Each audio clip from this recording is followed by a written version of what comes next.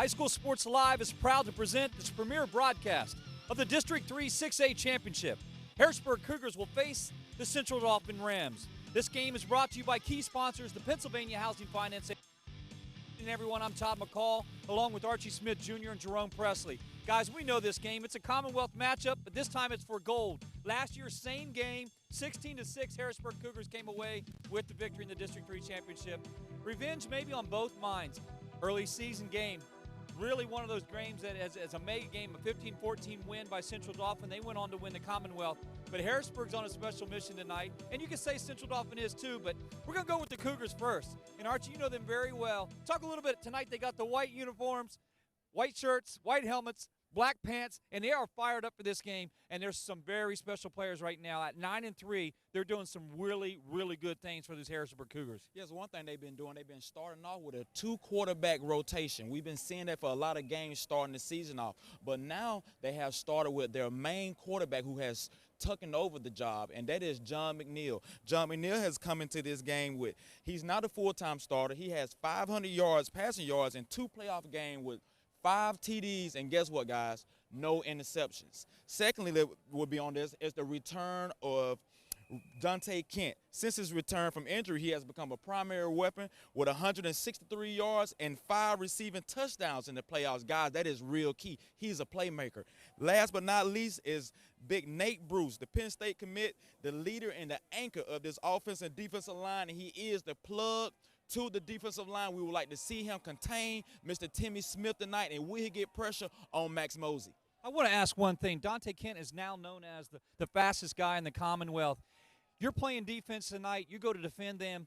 Single coverage looks like it might be tough for Central Dauphin. How would you combat it defensively, these Harrisburg Cougars? Well, one thing that Coach McNamee does a great job is taking out a threat. As you can see, they came up with a game plan last year in this game that kind of slowed down the dynamic passing threat of Harrisburg. And to me, they brought that same scheme back to the first time they played them because they showed Central Dauphin a lot of different schemes, and Central Dauphin wasn't able to come along, whether they was going to blitz or whether they was playing zone. So it's interesting to see what do they have dialed up for Mr. Kent tonight.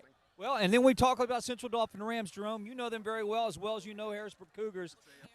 Tonight, the Rams, 9 straight victories. That 15-14 game is way in the past in the early, it seems like almost preseason now when we think about it. It's cold tonight. It's the district championship. They didn't win last year's district championship. They want the gold really bad. Let's talk about some special players that Central Dauphin has right now that's contributed to those 9 straight wins. Well, you talk about that first game of the season, and to me, that was the springboard for Central Dauphin.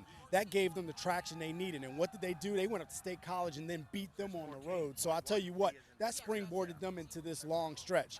At receiver, Nick Chimenti, who is also the safety and is going to be counted on to do some big things in the defensive end, but offensively has 914 yards receiving and 8 touchdowns. And defensively, he's the free safety and the anchor for that back half. And what he did in the first game was really contain that Harrisburg big play capability and got a pick in the process. At linebacker, number 4, Elijah Vargas. And you're talking about a kid that if he had more size on him, he would probably be a Division I prospect. His ability at linebacker to diagnose plays and to make defensive stops behind the line of scrimmage is incredible. He has already 86 tackles, 13 tackles for loss, 5 sacks, and 3 interceptions. Dig that stat line, and when you're talking about a defensive player. And then the quarterback, Max Mosey, sophomore, came into the season a little rough around the edges. People didn't know what they were getting out of him, and he has turned into a really good signal caller for this Central Dauphin team and has anchored the offense. 1,700 yards passing, 12 touchdowns, and 3 interceptions. And then running back Timmy Smith, athlete player of the week last week. He is the workhorse on the offense, and when they need to run the ball, they give it to him to the tune of 870 yards, 10 touchdowns, so he finds the end zone, and he has 201 yards in the receiving game. And let's not forget, he plays defense too, in probably one of the best defenses in the state. When you talk about best defenses in the state, we got the Harrisburg Cougars, we've got the Central Dauphin Rams, the 6A championships coming right up here from Landis Field. We're going to take a break. When I get back, Charlie Fortney, our High School Sports Live director, I have a direct interview with him, and we'll talk about a little bit about the sponsors that made this year special right after these messages.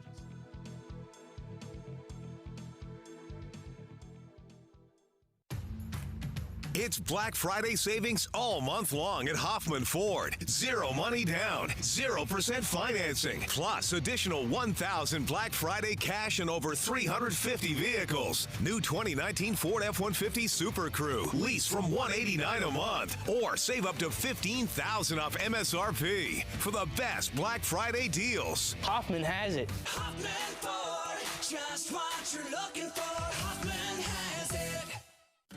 Erie Insurance says here's to the grown-ups who move, mortgage, mow, and still bust a move. But does your home insurance still fit? Erie helps you protect the home you've grown into, all at fair prices that are often less than the other guys. So how do you find the right coverage? Magic. Nope. Local independent agents who get to know you like this. Your local Erie agent is Capital Region Insurance Agency, 717-731-1142. Erie Insurance.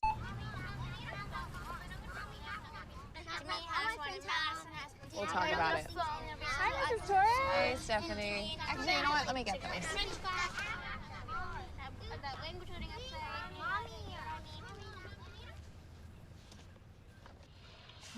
Introducing Giant Direct.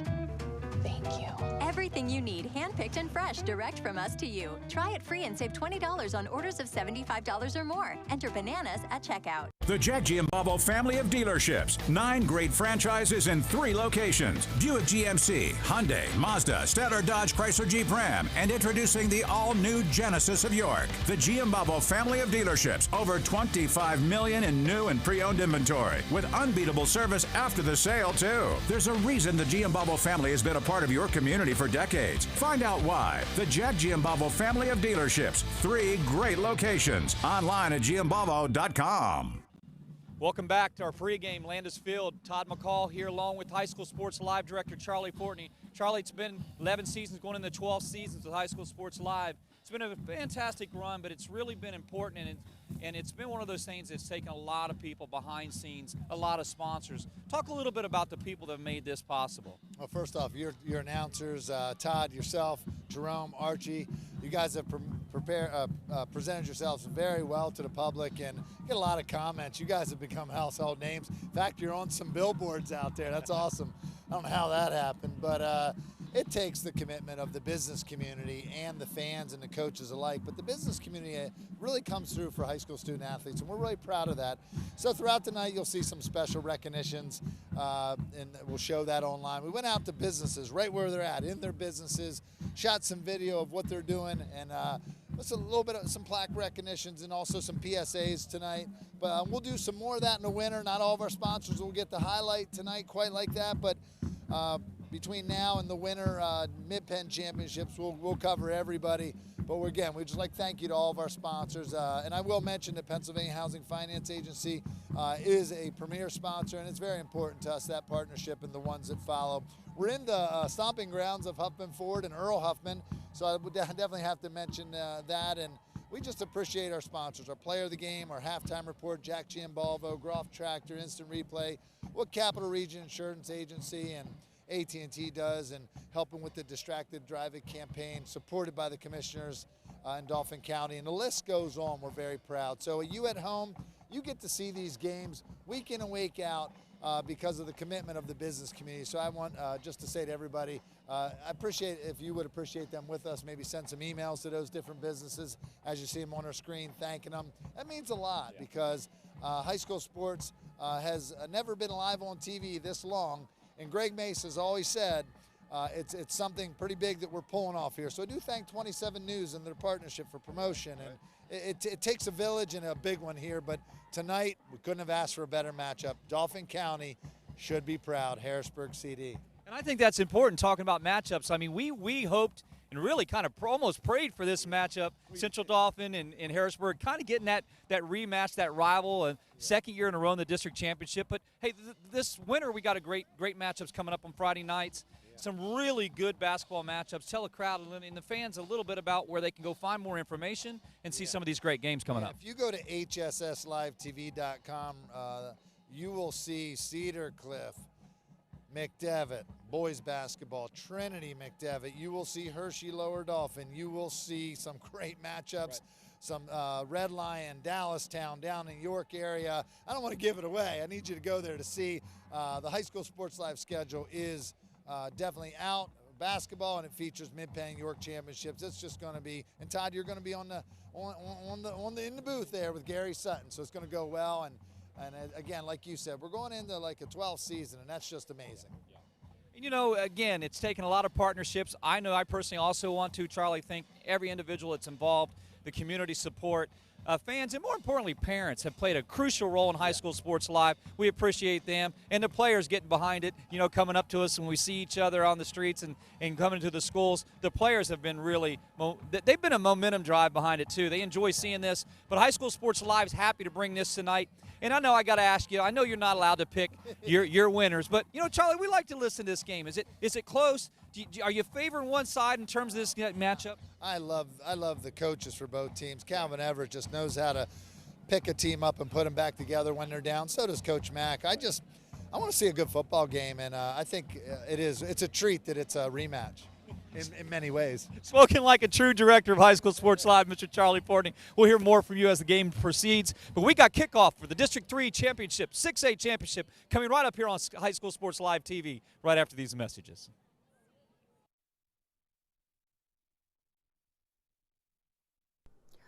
On behalf of all of us at the Pennsylvania Housing Finance Agency, we're proud of the accomplishments of student athletes all across the state.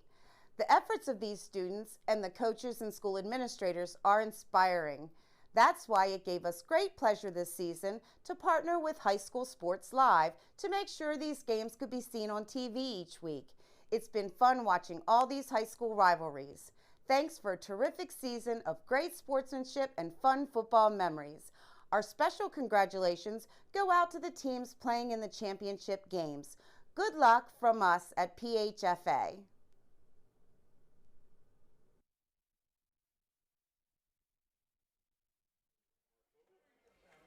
Welcome back to Landis Field. Todd McCall, Archie Smith Jr. down on the field, and Jerome Presley in the booth here.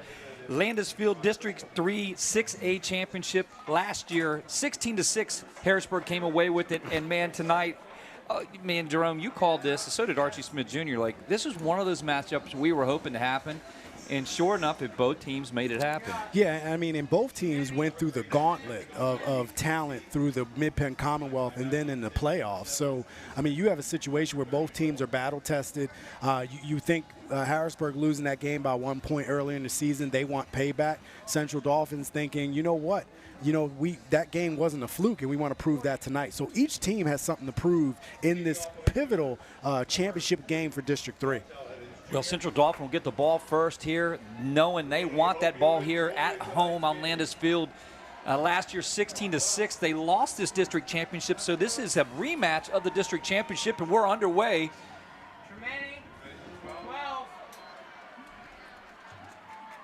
Jonathan Green will take it, and the ball's out, and it looks like Harrisburg might have the, I don't know, there's going to be a scramble. Central Dauphin says they have it. Man, this would be real detrimental to the opening start for Central Dauphin, and look who comes up with it, Jerome. It is the Harrisburg Cougars getting the early turnover on the kickoff, and that's going to put momentum in the cells. Yeah, I mean, that's a big situation for CD to have a turnover already. And coming into this game, and again, the key is going to be to can CD's defense now weather the storm of that turnover, because that's pretty significant. So again, you want to get the ball, and you want to keep the ball, and you want to keep it from Harrisburg in order to make hay with your offense. Central Dauphin's going to take a timeout early on right away, and we'll take again another look at the fumble opening kickoff. And it just looked like, you know, it's hard to know what happened. I didn't, you know, there was a lot of scrum, but apparently must have been a good play and a turnover. And that's what you want. If you're Harrisburg coming into this game, you, in the first game of the season, you were turned over 6 times against Central Dauphin, so this big. Well, I mean, it wasn't expected. I know Central Dauphin is going to say, wow, this is not something that we wanted to start our game off with, because it's going to give an opportunity from the 31 at 1st and 10.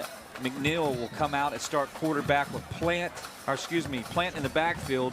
And you've got to like the receiving core of Harrisburg. Kamir Day, along with Dante Kink, who came off with shoulder injury. They have trips receivers to the right.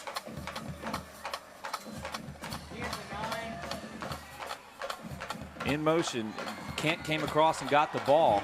And now we got a flag. They're going to add on to that. He was knocked out of bounds, and look at that already.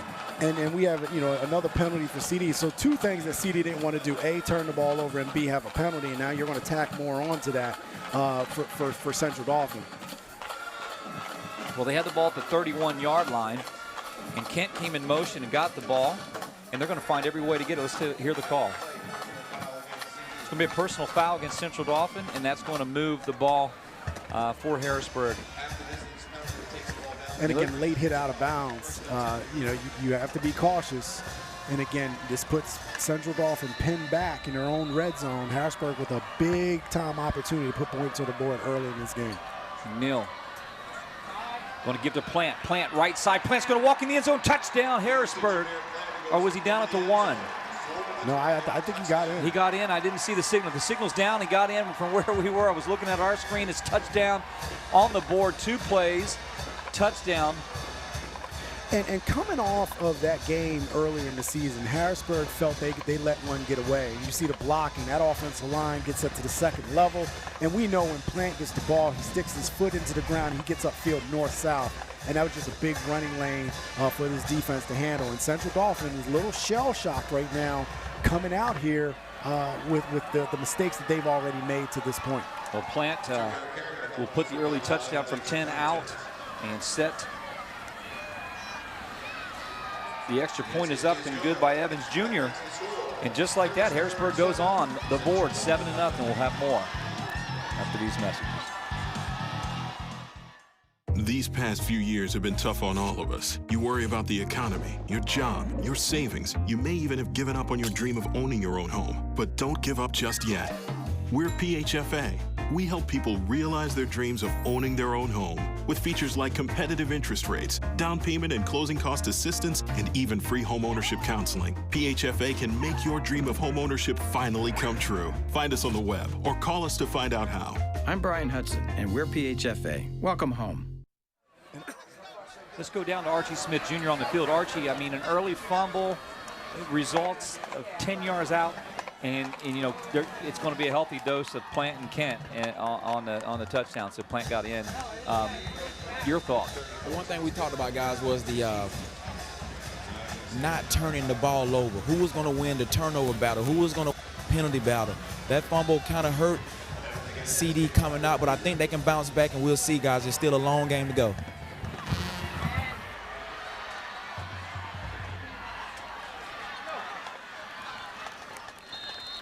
And again, if you're a Central Dauphin, your key is you have to come back and answer. You don't want to let Harrisburg get too far ahead. The game, like you said, Archie, is definitely in.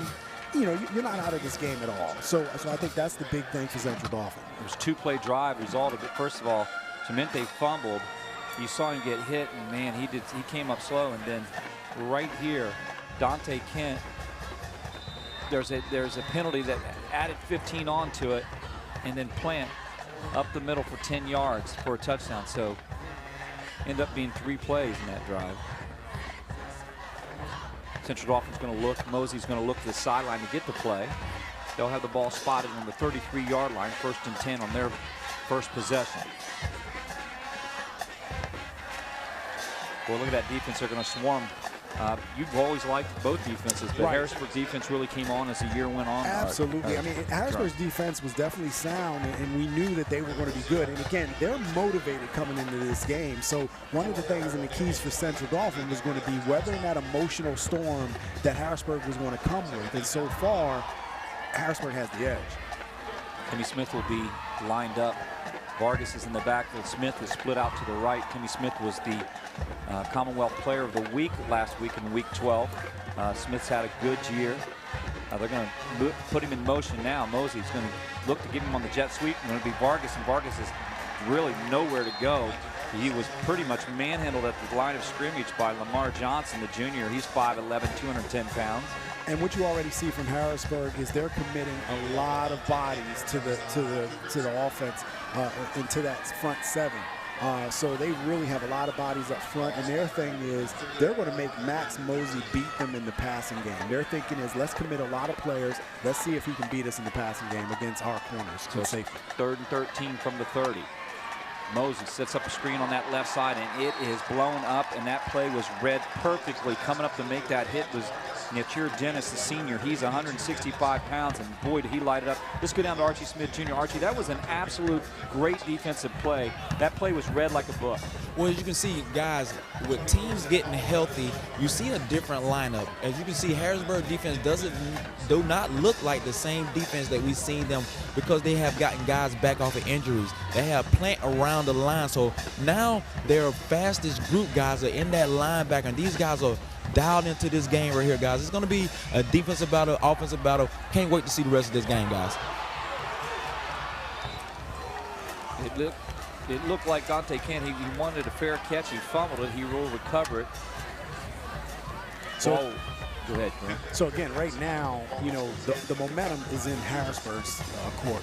You know, they own this game at the moment, and it's going to take, you know, CD has to get their bearings and figure out what's going on and come out and play. And I think right now there's no better way to do it than on your defense. Let your defense be the thing that can get you where you need to be, and they got to come out and get a stop. So Harrisburg had 3 plays last time, resulted in a touchdown after a fumble recovery on the opening kickoff.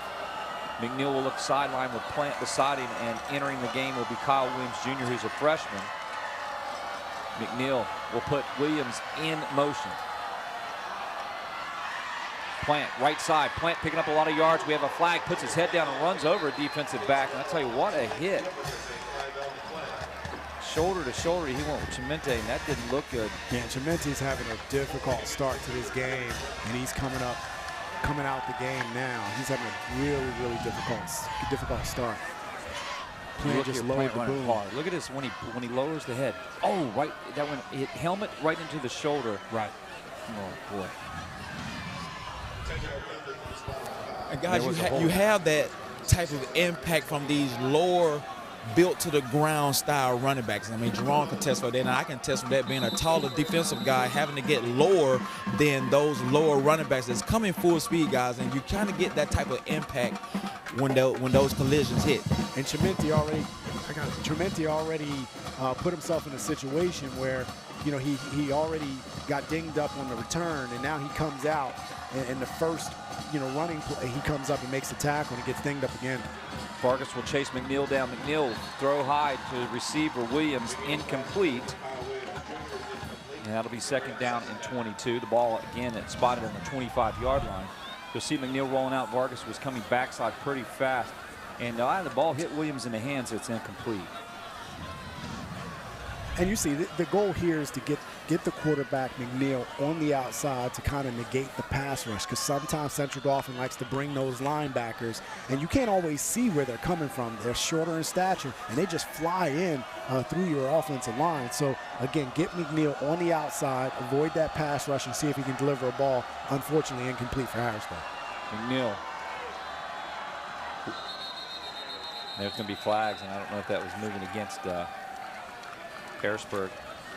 But up front with James Murray and Devin Matthews, big Roy Irvin. I mean, man, he's a sophomore, the center. Look at him. He's 6'3", 295 pounds. We'll talk more about that offensive line. We'll be right back after these messages. The Jack Giambavo family of dealerships. 9 great franchises in 3 locations. Buick GMC, Hyundai, Mazda, Stellar Dodge Chrysler Jeep Ram, and introducing the all-new Genesis of York. The Giambavo family of dealerships. Over $25 million in new and pre-owned inventory, with unbeatable service after the sale, too. There's a reason the Giambavo family has been a part of your community for decades. Find out why. The Jack Giambavo family of dealerships. 3 great locations. Online at giambavo.com. Welcome back to Landis Field. As you see, the score 7-0. Harrisburg Cougars scored on their opening drive. Recovered a fumble on the opening kickoff. Chimente fumbled, and Harrisburg had the ball from their 31-yard line after a penalty. 10 plays out. Plant will score. McNeil under center at 2nd and 22. I mean, shotgun formation. He'll get a Plant. Not this time. Central Dauphin had something to say about it defensively, coming up to make that initial hit. Right up front was Bryce Tomaine, and that senior is 6'5", 266. He had some help too from Marquise Holton. I think Holton plays very aggressively defensively. Yeah, I mean, that's that defense that we've seen all year with this Central Dauphin team. They are stout, and you make it so much easier for them when you have a long distance to go. They dialed it up, and they came right in there and made the play defensively. With Jackson Tabbitt and a couple guys like that, and Timmy Smith playing both ways, got a good-looking defense with a great physical offensive line out of Harrisburg. So that's why we like this matchup. There's a flag down. That pass is incomplete. All right, went out of bounds. Nice crowd here tonight. So there'll be an ineligible receiver downfield. Again, look at it, just packed for this district championship. It's everything we're going to expect tonight. They're standing around along, as you can see, around Jerome, all around the track too. I mean, there's not too many space for someone to slide in here at all, to even sit down. And this is a big local game. I mean, when you talk about these two teams, both went on the road last week into the Lancaster area and knocked off the #1 and #2 seed to come back home. And both, Harrisburg's close, Central Dauphin is here, they're at home. So both of them come into their home environment to play. Malachi Bowman will have the punt, hit across the 50-yard line and take a Harrisburg roll, and it'll be down at about the 33, call it 32, for Central Dauphin. Gives them an opportunity. And that was a big stand for Harrisburg to come out or for Central Dauphin to come out defensively and get a stop. Aided by a penalty, of course, but your defense came up big, and now you have an opportunity to get yourself downfield and see if you can score, limit the damage.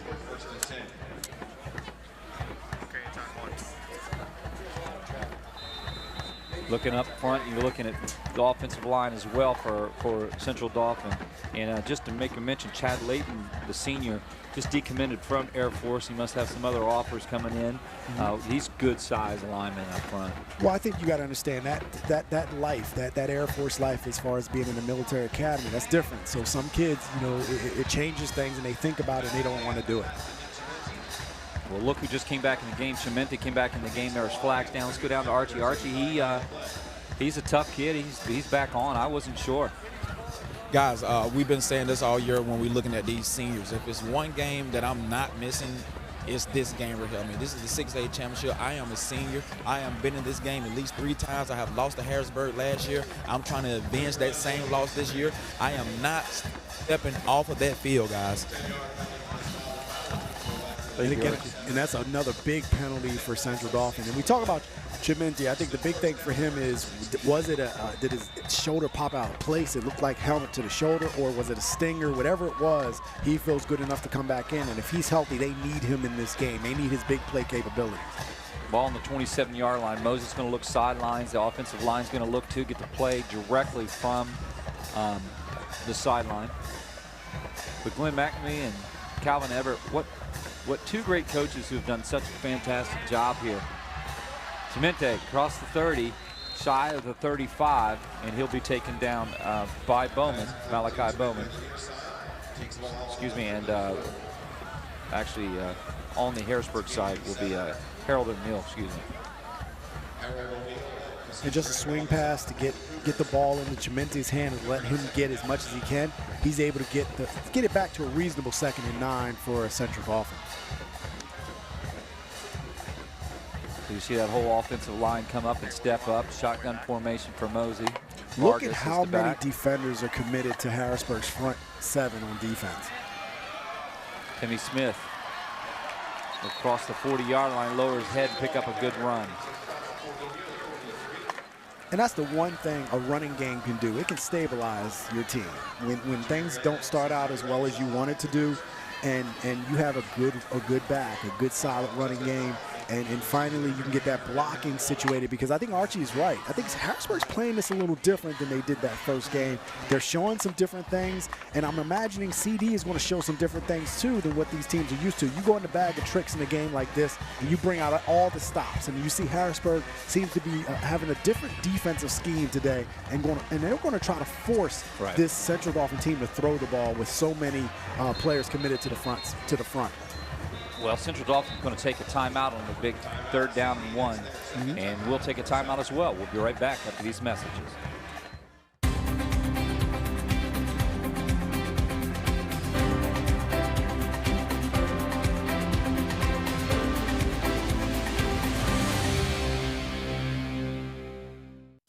Erie Insurance says here's to the grown-ups who move, mortgage, mow, and still bust a move. But does your home insurance still fit? Erie helps you protect the home you've grown into, all at fair prices that are often less than the other guys. So how do you find the right coverage? Magic. Nope. Local independent agents who get to know you like this. Your local Erie agent is Capital Region Insurance Agency, 717-731-1142.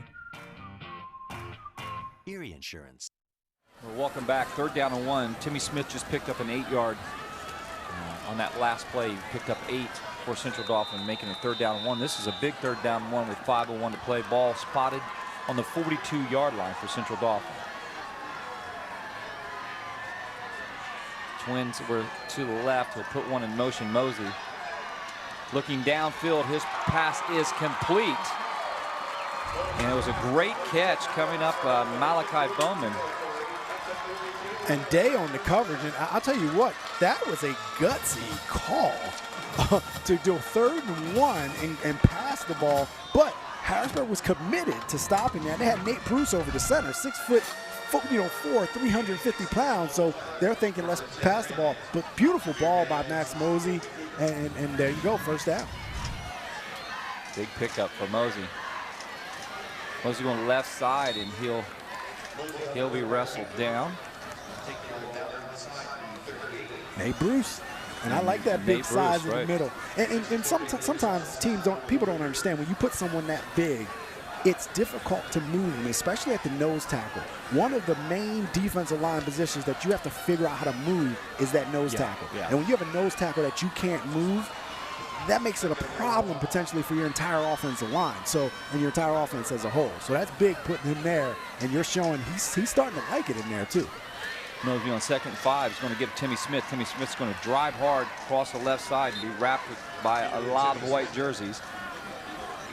It'll be 3rd and 5. And again, that defense is stout. And we've talked about Harrisburg defense for years.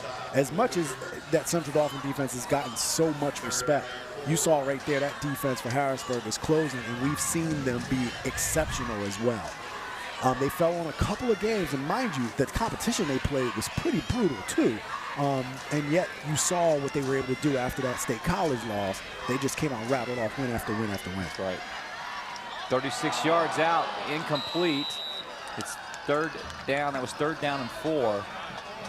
And this is bringing up a 4th down for Central Dauphin. And boy, did Max Mosey want that one back. That was a wide open, potentially touchdown pass play that was just totally overthrown.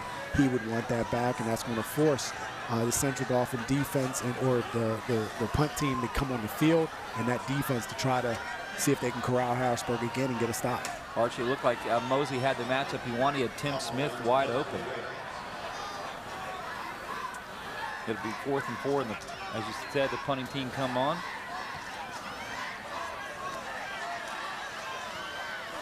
They're trying to pin Harrisburg deep, and the ball went out at about the 12-yard line. And that's not a bad idea at this point. You don't want to just give the Cougars the opportunity. You want to make them work for it as much as possible. And again, the strong suit of your team has been your defense up to this point. So you're putting it in the hands, and there you go. You see Landisville. You see how many people have come out to this game. You see the Harrisburg sideline. They're standing room the whole way around. It's just one of those situations where, this local situation, this local game, this local district championship is just drawing so many people. And I would imagine a lot of scouts are here too. So Harrisburg starting on their own 13. McNeil, he'll keep it. McNeil right side. Crossing the 20, he'll pick up about 7. Call it 8. It'll be 2nd and 2 for McNeil. And Vargas and Joppy come up on the stop, and McNeil has shown that he can run the ball. So he will tuck it and run, and that's a good gain on 1st down. Second two for McNeil. McNeil looking to his left side. He finds Dante Kent, and Kent crosses the 30-yard line. And he'll pick up the first down. He'll pick up about 10, 11, call it. It'll be first and 10 for for Harrisburg, excuse me. And senior Naeem Sims, number 7, he's been called to duty based on some of the players that have been out for Central Dauphin, and he fared extremely well against Cedar Crest 2 weeks ago. Got a pick 6 in that game. Got picked on a little bit last week against a very high-powered Manheim Township offense, especially in the air. So he wants to come back and show that he's learned from those situations last week. The give is to Hosby. Hosby across the middle. He'll pick up 12 with a nice pickup. And now looks like Central Dauphin offensive line starting to open those holes a little bit for their running back. And I'll tell you what, if Harrisburg is able to run right down the middle of Central Dauphin, they're in trouble, because that's not something that any team has been able to do. So if they're able to do that, that would make for a long, long day for Central Dauphin if they can't stop the run. That has not happened often against the Rams. McNeil going to roll out right, looking downfield, dumps off to Kyle Williams. Kyle Williams across just shy of the 50-yard line, and he'll be taken down by Bryce Tomane. And I know Archie has talked about the differences and the changes that we've seen from Harrisburg, and I'll tell you, these rollout throws, that's one of them. In the first game, you did not see Harrisburg roll out as much, and that gives the quarterback a run-pass option. It keeps that pass rush a little bit at bay, and they're able to control the line of scrimmage a little better. So brilliant coaching opportunity from Coach Everett to change that up a little bit. Second and 3 from the 50 for Harrisburg. McNeil picks up 6 yards on the play, dumping it off to Kamir Day. Kamir Day, we're happy to announce, just verbally committed to Penn State University in a track scholarship. He had a couple offers football-wise, so what a great fit for him. And I know he's excited, and we're excited for the Harrisburg School District and Kamir Day accepting his scholarship to Penn State University.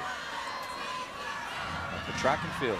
McNeil want to be under the grass and will be taken down, and he's, tell you, Tillman comes up. Bryce Tillman come up and hit him, and I don't know who hit him low. He started with Vargas. Vargas hit him low. Vargas is a physical player. And that's a sack. And Archie, you know a lot about Vargas as a player. I mean, this kid comes in there strong, and Tillman finished that play off. But man, Vargas came in like a house of fire. I mean, he had his coming out party against Harrisburg last game, so he really knows this offense figured out. But guys, I want you guys to look at the substitution with Hosby and Plant. Ball in the 49, McNeil. There's flags down on the play, but Jalen Hosby will carry the ball for Harrisburg. So do we have a holding play there, Arch? Yes, guys, we do have a holding play. So, Jerome, I was saying between Plant and Hosby, you can see a different style. You got more of a quicker athletic with Plant, and you got more of a bruiser style with Hosby, but also with Plant on the sideline lets him rest up for defense. So these substitutions that Coach Cal has came back with is a nice package for Harrisburg as they're going in with supplementing different players in the game, guys. What do you think? It's interesting. They're very similar as far as size. I mean, they're both around that 5'8", 170, 75-pound range. So it's amazing that you have two different backs that give you a little bit different with each one. Well, with the penalty, it's second down, 26 for Harrisburg, backed up to the 39. McNeil jumping off, crossing the 50-yard line. That pass is complete, still standing on his feet, getting knocked out of bounds.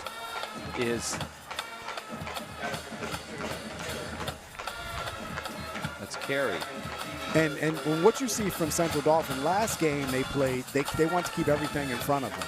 They didn't want to get beat deep. They wanted to see if Harrisburg can march themselves downfield and score points. And banking on Harrisburg potentially with penalties or making mistakes. So far, the one thing you have to do is come up and make tackles, because if you slip or you miss, then those speedy receivers like Day, who's a track athlete, will burn you, and then he's in the end zone. So it's important for Central Dauphin to come up and make those tackles.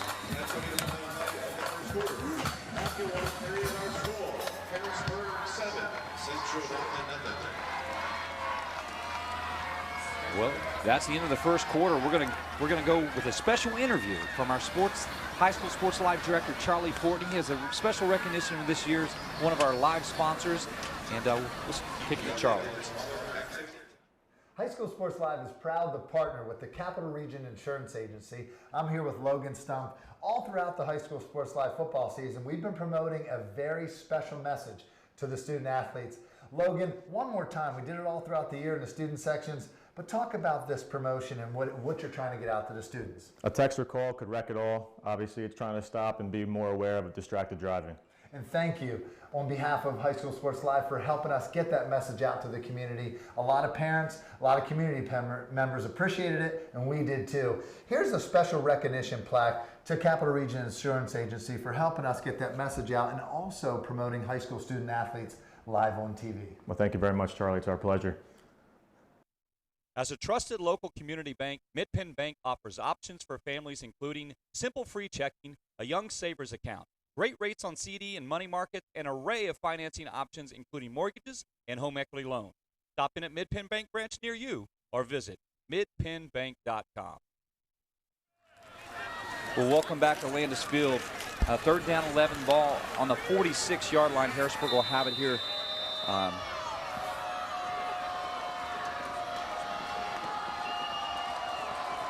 CD was 4 for 5 for 29 yards passing. Harrisburg, very similar, 4 for 6 for 39 yards. And McNeil, incomplete, throws it high. So they're struggling a little bit in that passing game. And they're good defensive play by Sims, and we talked about Sims as he's been called on to start right away. Good pressure from the defense. That's Samsoni getting some pressure instantly in the face of McNeil, and he has to get rid of that ball a little quicker.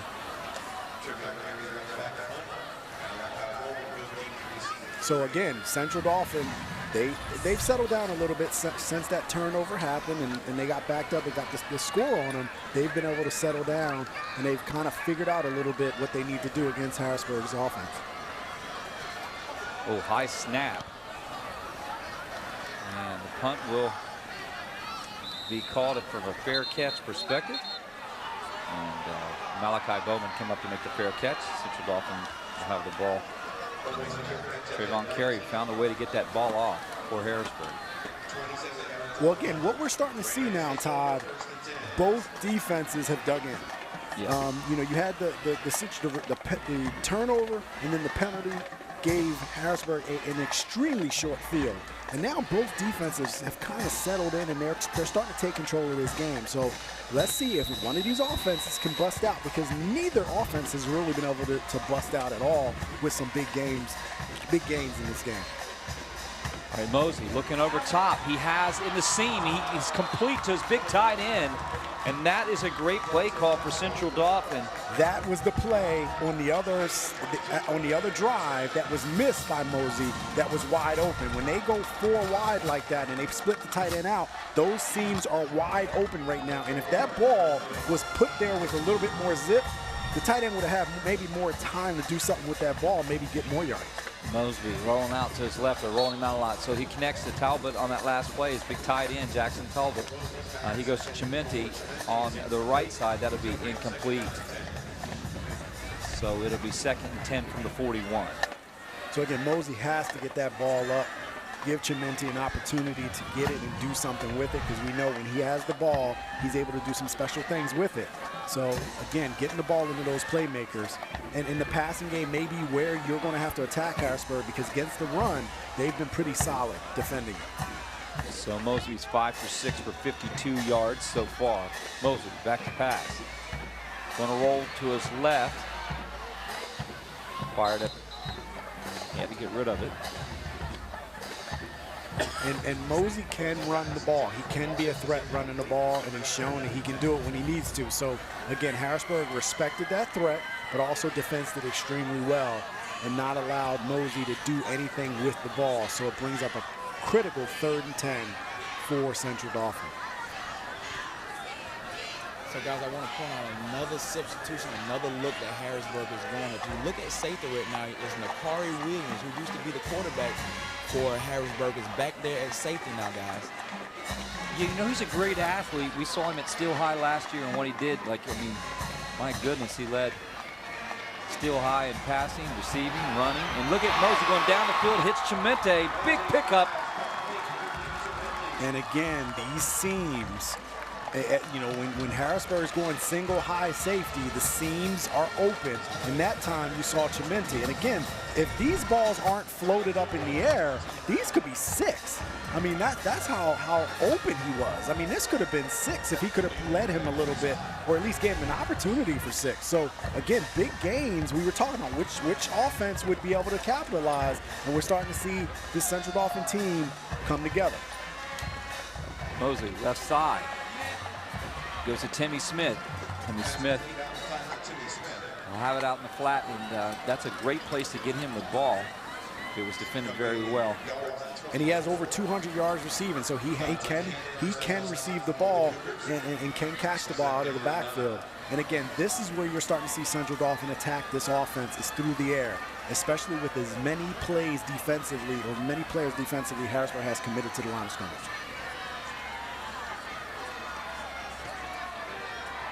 Big pickup of 30. Mosley and Chimente there set this up 2nd and 9 before that.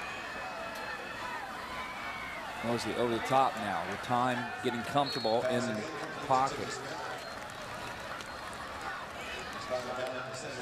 And again, getting Smith into the passing game as opposed to the running game. And sometimes those short passes are similar to runs. You get the ball out quick, timing passes.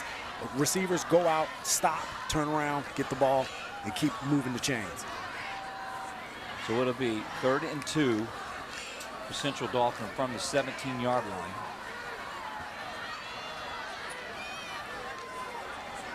Mosby with the hard snap count and call. We'll give to Timmy Smith. Timmy Smith right side, big hole. Smith into the end zone, touchdown Central Dauphin, they're on the board. That's going to get this Landis Field crowd going crazy. And right now, I'll tell you what, the bleachers are pretty excited about what they saw. Great effective drive by Central Dauphin. Let's go down to Archie Smith Jr. Archie, that was a great drive. You can see on that drive right there, guys, Central Dauphin, the whole drive, took what Harrisburg was giving. It was kind of flip-flopping. You can see on the other side, Harrisburg were taking the shorter passes. Now Central Dauphin came out with the shorter passes. What they did was they got themselves in manageable 3rd down, 3rd and 2, 3rd and 1s like that, and they know they got a good running game. Here we go, a block kick, guys. This could be huge. That's a big play by Harrisburg. Block kick. That could come back to really hurt right. Central Dauphin. We'll be back with more. Big hole after these messages. Smith into the end zone, touchdown. It's Black Friday savings all month long at Hoffman Ford. 0 money down, 0% financing, plus additional 1,000 Black Friday cash and over 350 vehicles. New 2019 Ford F-150 Super Crew. Lease from $189 a month, or save up to $15,000 off MSRP for the best Black Friday deals. Hoffman has it. Hoffman Ford, just what you're looking for. Hoffman has it. Well, that was a 7-play drive for 81 yards for Central Dauphin. And it started with down the seam. It was a great call. Mosey goes to his tight end, Talabot down the seam, and then he hits Chimente on a big 30-plus. And Timmy Smith, 17 yards away, caps off that 81-yard drive with a touchdown. But a missed extra point is going to hurt Central Dauphin. Jameer Plant will take ensuing kick. And he'll cross over to about the 13-yard line. So again, let's take a look at this Central Dauphin drive. It was a very effective drive, their best of the game so far.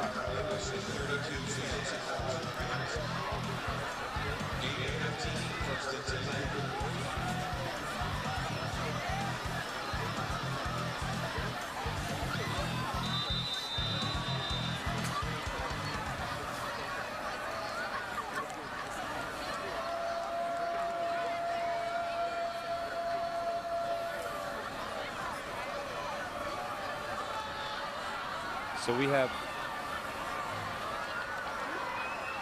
what we expected here out of this game already, 7-6. Plant, and we got a flag down. It's going to be a false start. That'll go against Harrisburg.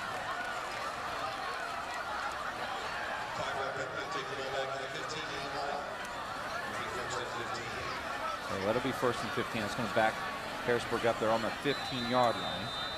And momentum changing a little bit on the side of Central Dauphin. It is, right and again for Harrisburg, the thing you can't do is begin to shoot yourself with penalties and turnovers yourself. And again, you're going to have another penalty probably from Harrisburg, because it looks like they reacted to the shift of Central Dauphin, and Central Dauphin can move left and right. They just can't move, over in an encroachment area. But again, that gives another penalty for Harrisburg, and now they're backed up even further, which plays right into Central Dauphin. When they're in a situation when you have a long way to go to get a first down, that's when they're at their best. Let's go down to Archie Smith Jr. on the field. Archie, right now Harrisburg is, as he said, as Jerome said, kind of shooting himself in the foot a little bit with these penalties. Well, guys, if you can see from the first game, they had troubles with this same motion right here. And here we go. You see it again. McNeil with time, looking across his body. It could be a dangerous pass, but he completes it. And that was just a total breakdown in the secondary.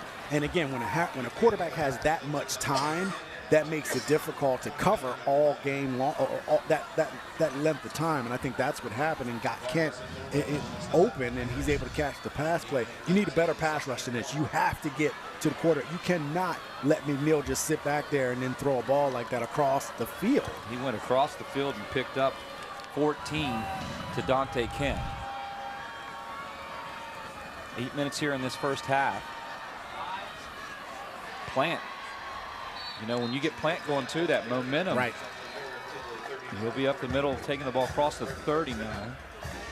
And that's what Plant can do. Plant can get north-south very quickly, and then if he gets a seam, he could turn a 4-yard run into a 70-yard jaunt at any time. Well, coming up it's our Jack Giablavo halftime report, and we have special recognition with Charlie Fortney and Logan Stump from Capital Region Insurance Agency. All this coming up on our Jack Giablavo halftime report. Don't go anywhere. Plant across the 50-yard line. Another great catch, great pass. And that's Dante Kent. And again, Harrisburg is happy to have Kent back. He missed that first game. He's been dealing with some injuries, but when he came back, this offense really started to pop because it gives them another playmaker. And again, you want to see some patience from this Harrisburg offense. They went too much downfield last game and played right into what Central Dauphin wanted to do. So you see the adjustments from Harrisburg. So it's 1st and 10, 7:59. McNeil to Plant. Plant, not much there. And coming up to make that tackle was Bryce Coleman. And Cameron Sansoni also in the play.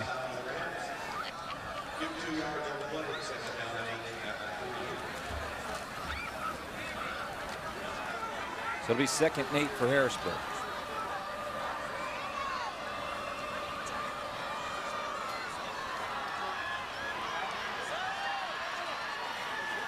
Malachi Bowman will kind of be stood up.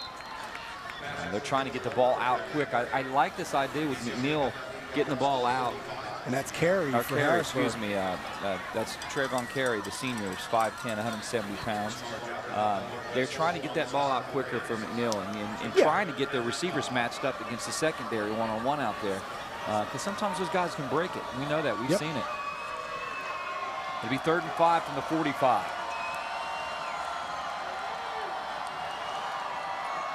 Trips off that left side and that single receiver on the right side for Harrisburg. McNeil taking his time. McNeil looking downfield and just throws it away. And he didn't have much time at all. I'll tell you what, Marquise Hawley just came in as a fire from the outside, and McNeil just got rid of the ball. So again, a good stand for this Central Dauphin defense. They gave up a little bit, but then they tightened up right at the right time. That was Kyle Williams, was the intended receiver. Harrisburg is 7 for 10 for 70. It'll be 4th and 5. And And Carey will come in and punt, gets it away. Going down the sideline, picking up a big play across the 40 to 50. And there's flags down. If you're a Central Dauphin fan, hold on a minute. As Malachi Bowman took off to the races down the sideline, he had a lot of green in front of him. And if you're a Central Dauphin, that was what you were looking for, a big play, and it looks like this will be coming back. Again, folks, they'll be holding on the receiving team. But coming up at our halftime report, our Jack Giovambo halftime report, we've got highlights and stats and special recognition by High School Sports Live director Charlie Fortney. He'll be recognizing Serena Corrigan from the Giant Foods Company. They have teamed up to fight hunger all year long on High School Sports Live. So it was a unfortunate play for Central Dauphin because, boy, it got the crowd going. Yeah. And it flipped the field. I mean, it would have gave Central Dauphin an amazing field position, almost a score. But again, that block in the back probably sprung Bowman, so the penalty will back them up.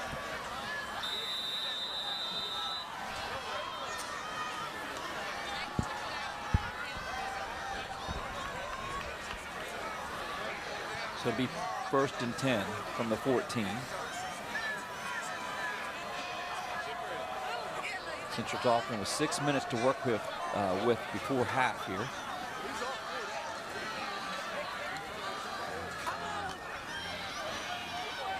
Mosey dumping off to Timmy Smith, and he'll be tackled by Harold O'Neill. And also coming up, Kashmeen Gregg made a tackle as well.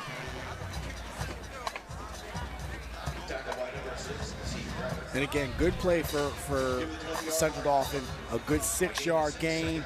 2nd down and 4. You want to move the chains. And now you get a jump for Harrisburg, get them off sides, and then you can get the 1st down. So again, one of the things that I'm impressed with Central Dauphin is their patience. Their patience has been good. They've really been patient. Take what Harrisburg gives you. Hit those seams when you can, when they're open. Hit the short passes when you're open. Don't turn the ball over anymore after the first turnover. And there you go, move the chain. So again, get Harrisburg to jump, and now Harrisburg is really leading in the penalty department in this game so far. So it'll be 1st and 10 from the 25.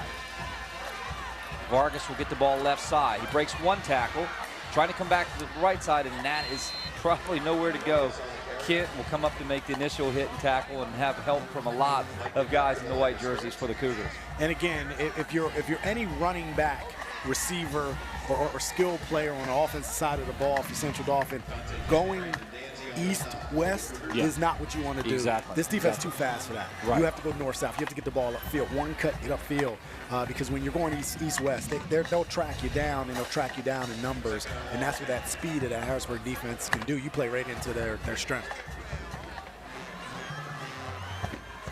2nd and 10 from the 25.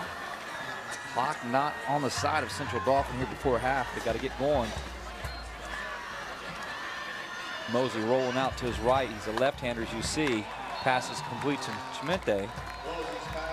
And the thing was, Chimente actually caught the ball and may have had the 1st down, but his momentum carried him out of bounds, which made him shy.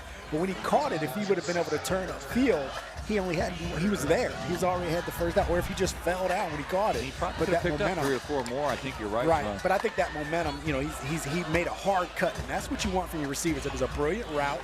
You make a hard cut to the sideline, and your momentum is taking you there. The back is Marquise Holton now, and Mosey will pick up the 1st down. And again, the goal, move the chains. There's still a lot of time. 4:40 left in the game. You can keep on plugging away. You have a lot of time. You want to be patient, just like you were in that drive. And let's not be surprised if Central Dauphin comes back to that seam again. See if they can hit that seam and see if it's open. Again, Harrisburg is in single deep safety in the back. And that's where they've been hitting those seams when Harrisburg's been in single deep safety. Vargas will get the ball. Vargas across the 40 to about the 43.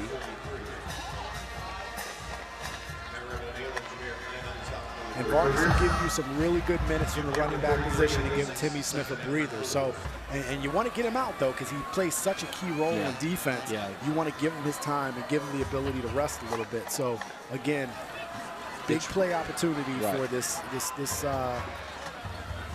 Central Dauphin defense. It's very rare you see Vargas even come off the field. So it'll be 2nd and 4.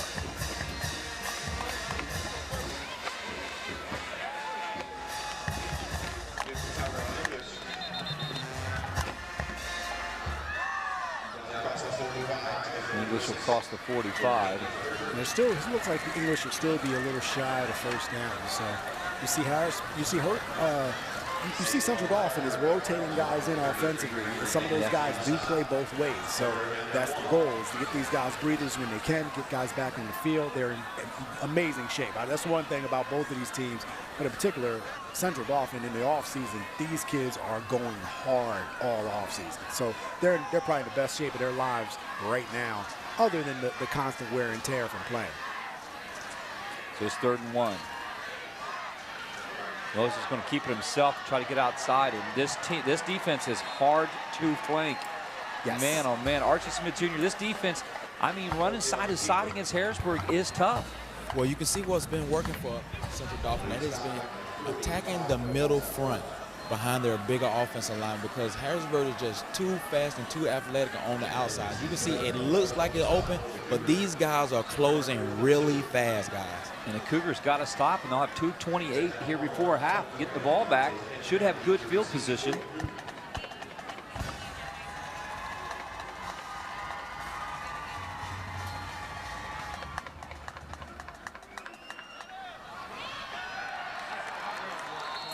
Very good downfield coverage by Central Dauphin. And Dante Kent did not even have an opportunity. As soon as he caught it, he was tackled. And it'll be 2:10 before half. They'll have the ball on the 25-yard line. Will be the Cougars. They're going to have to get in that hurry-up offense, Jerome. Well, again, you saw the Harrisburg defense.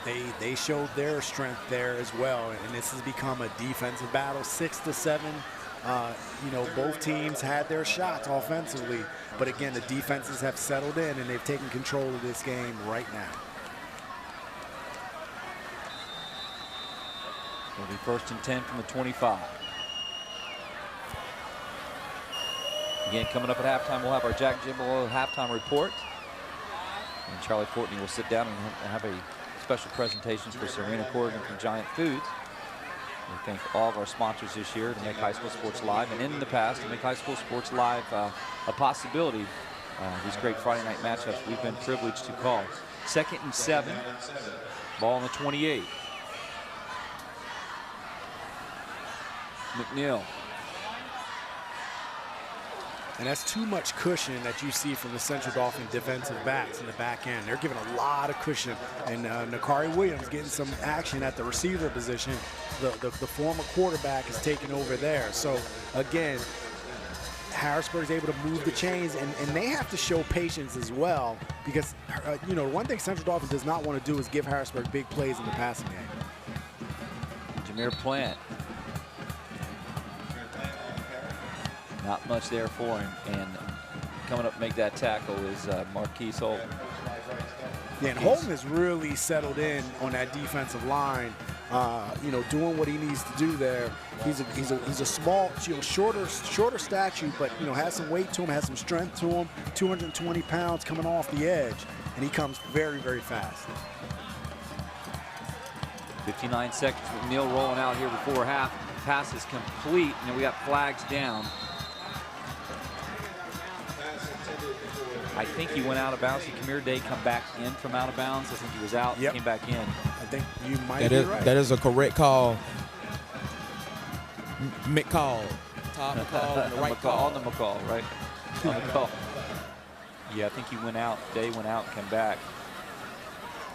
I got to give the secondary, Archie, I've got to give Central Dauphin secondary hats off and a nod tonight. I mean, they've got some quick guys with Dante Kent coming back, Harrisburg does, and Kamir Day. They are very quick receivers, but I believe the secondary's done a great job tonight. Well, one thing they're going to do, guys, and Jerome can attest with this, The plan is to keep everything in front of them and rely on our fast and physical pass rush right now. Now we have seen sometimes that McNeil has been sitting back there patting his feet for a long time, but Central Dauphin is not blitzing at all, so they are relying on their front four and dropping 8 and 7 in coverage, guys. Right, and the thing is, they're giving the short stuff. They don't want to get beat deep, so they're giving the short stuff. You see, look at the cushion that the receivers are getting on the outside. So, you know, they're already retreating, and they're 15 yards behind the defense as it is. Well, 48 seconds to go, second and 22. You saw a shot just prior to you guys just making that discussion there. Just the crowd is packed around the fence line. It's everything you want tonight in the District 3 Championship. Just about everybody's here tonight. The only thing you don't have is a lot of offense. That's right. So for those that wanted offense, yeah, you're not getting tonight, that right now. This is defensive game. A couple of plays here and there, but for the most part, like I said, it's defense.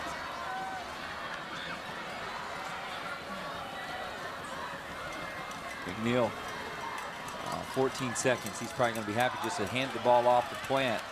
And that might be the last play of this half.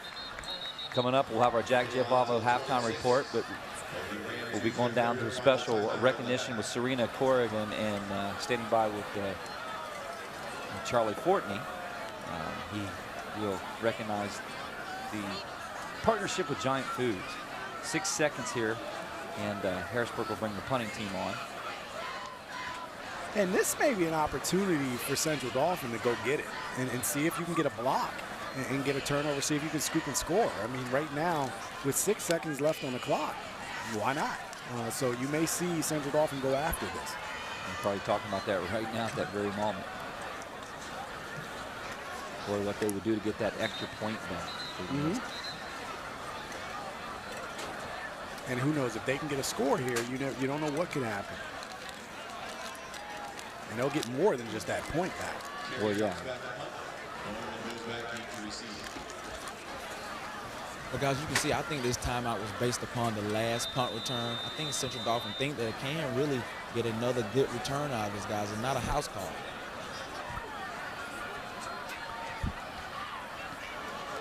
The punt is off. And it's going to roll, we'll take a Harrisburg roll, and it looks like we may have a penalty on Central Dauphin. It'll be a roughing.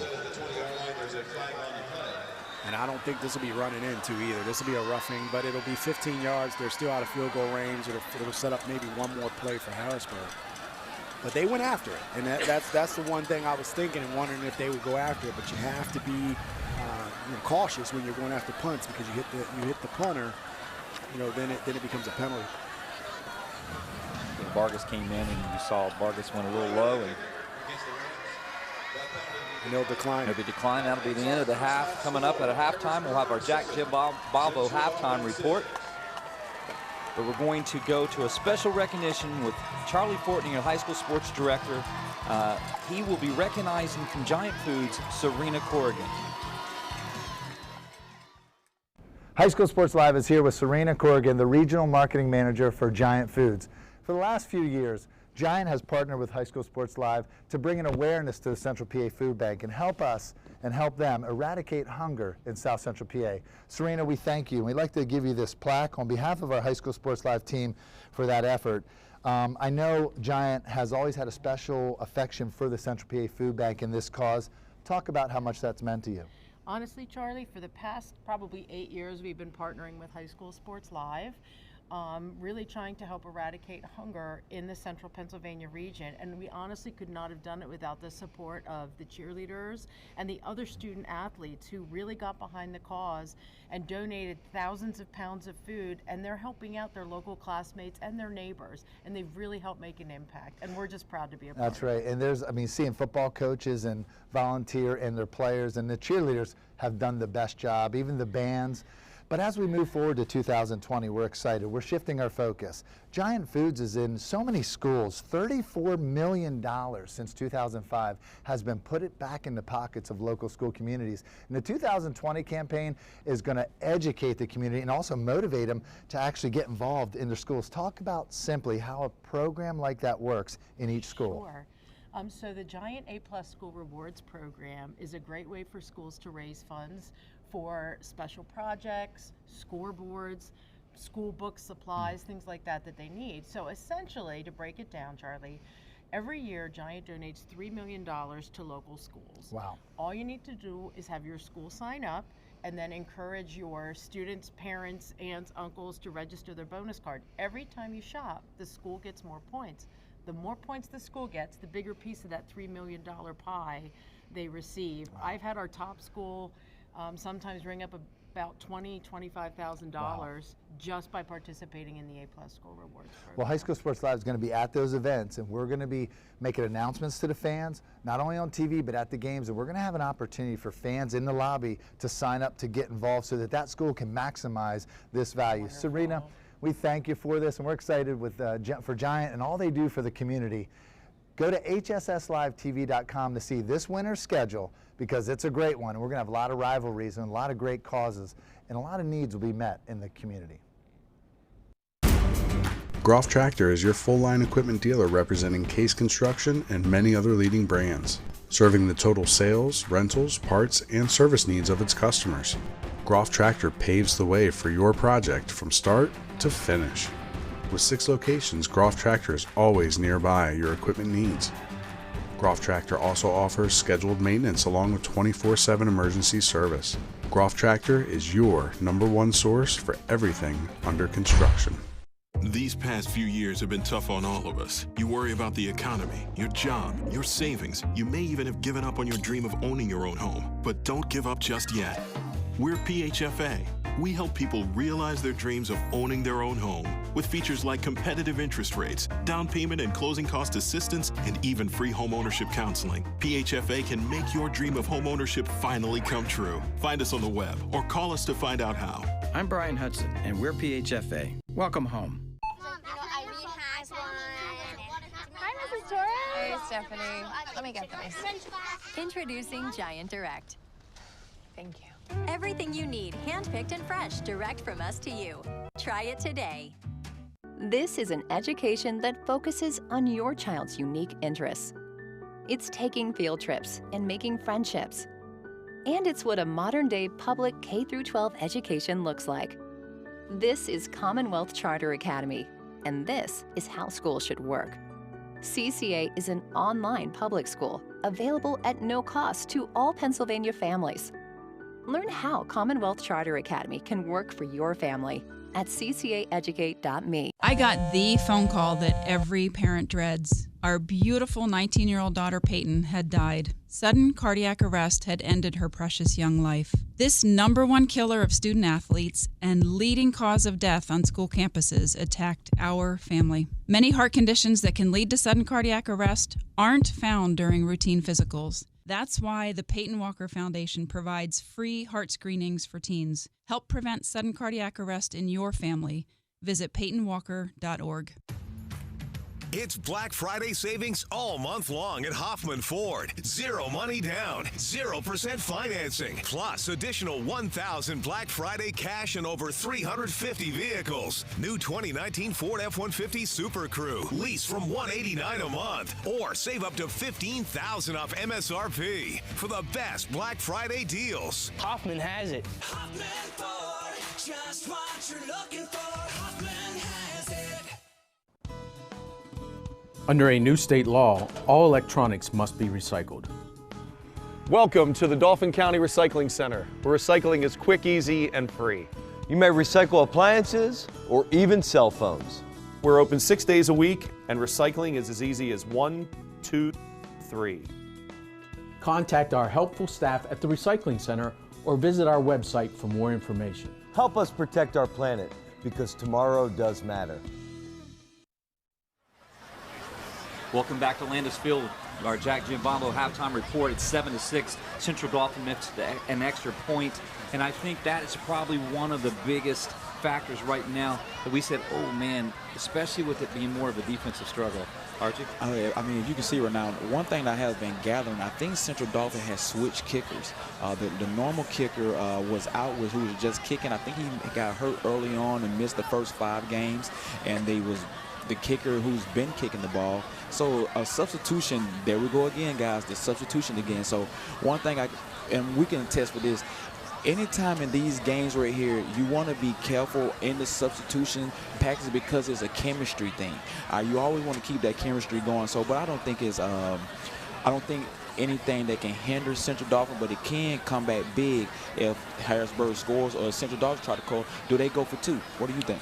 Yeah, I mean, I think at this point, the game and the flow of the game will determine what Central Dauphin will do. Again, that 1 point is big. Any point's big in a game like this is a defensive battle, which I kind of expected that.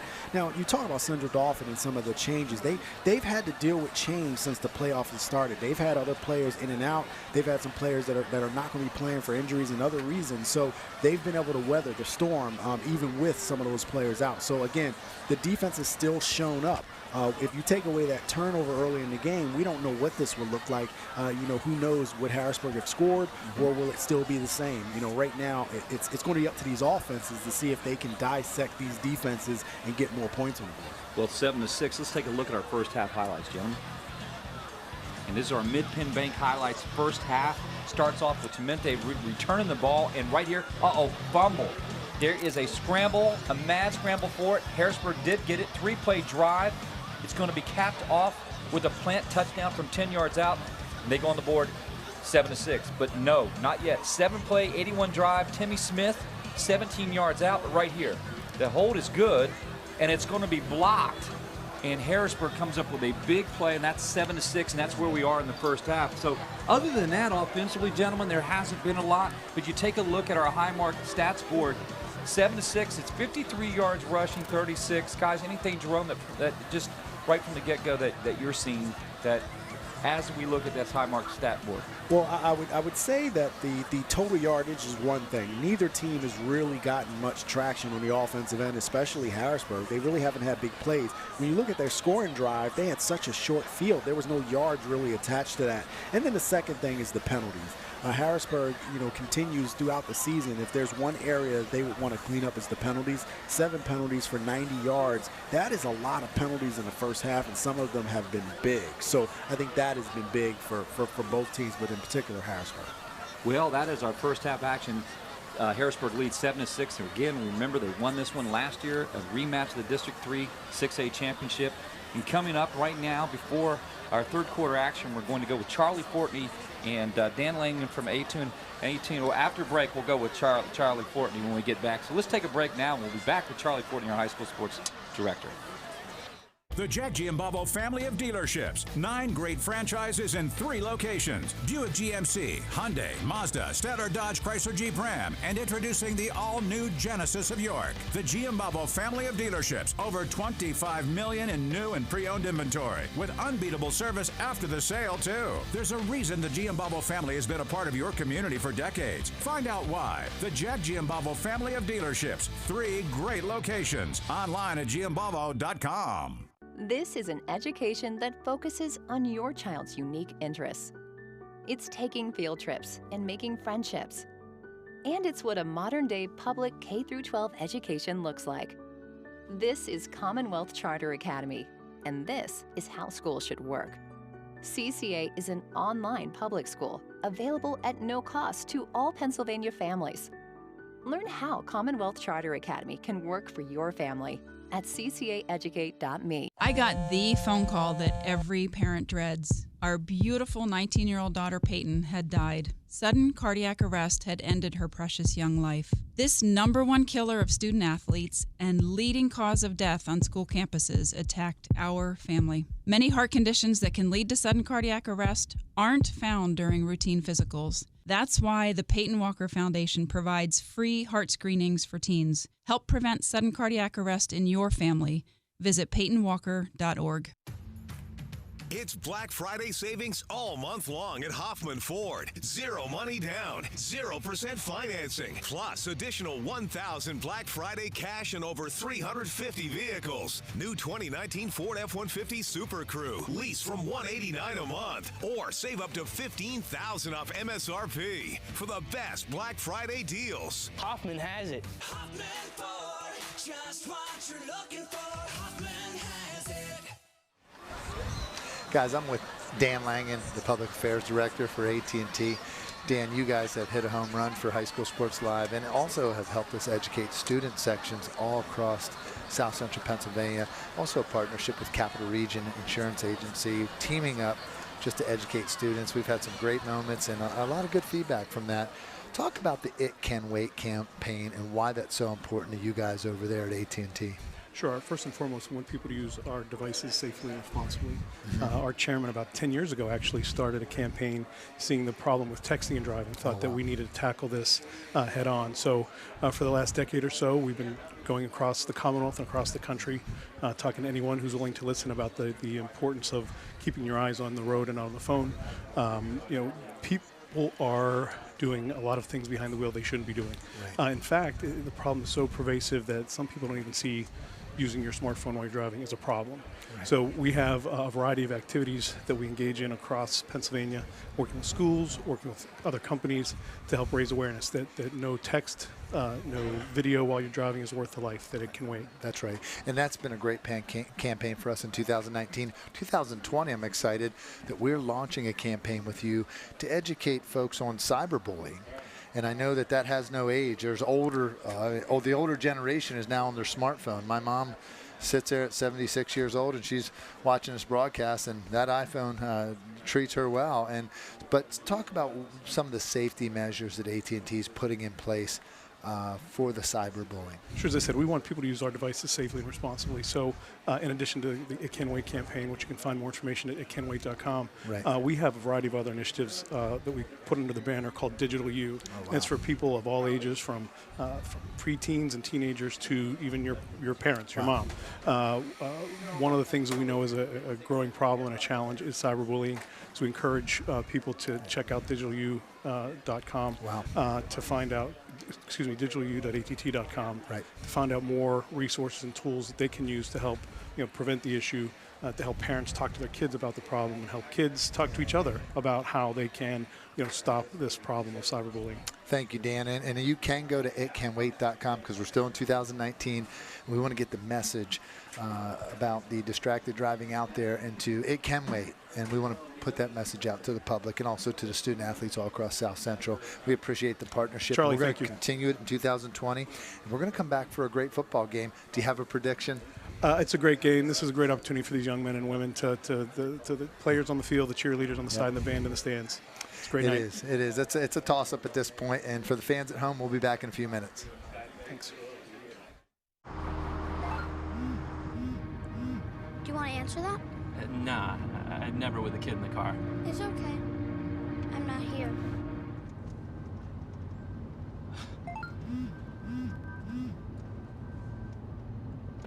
I'm there.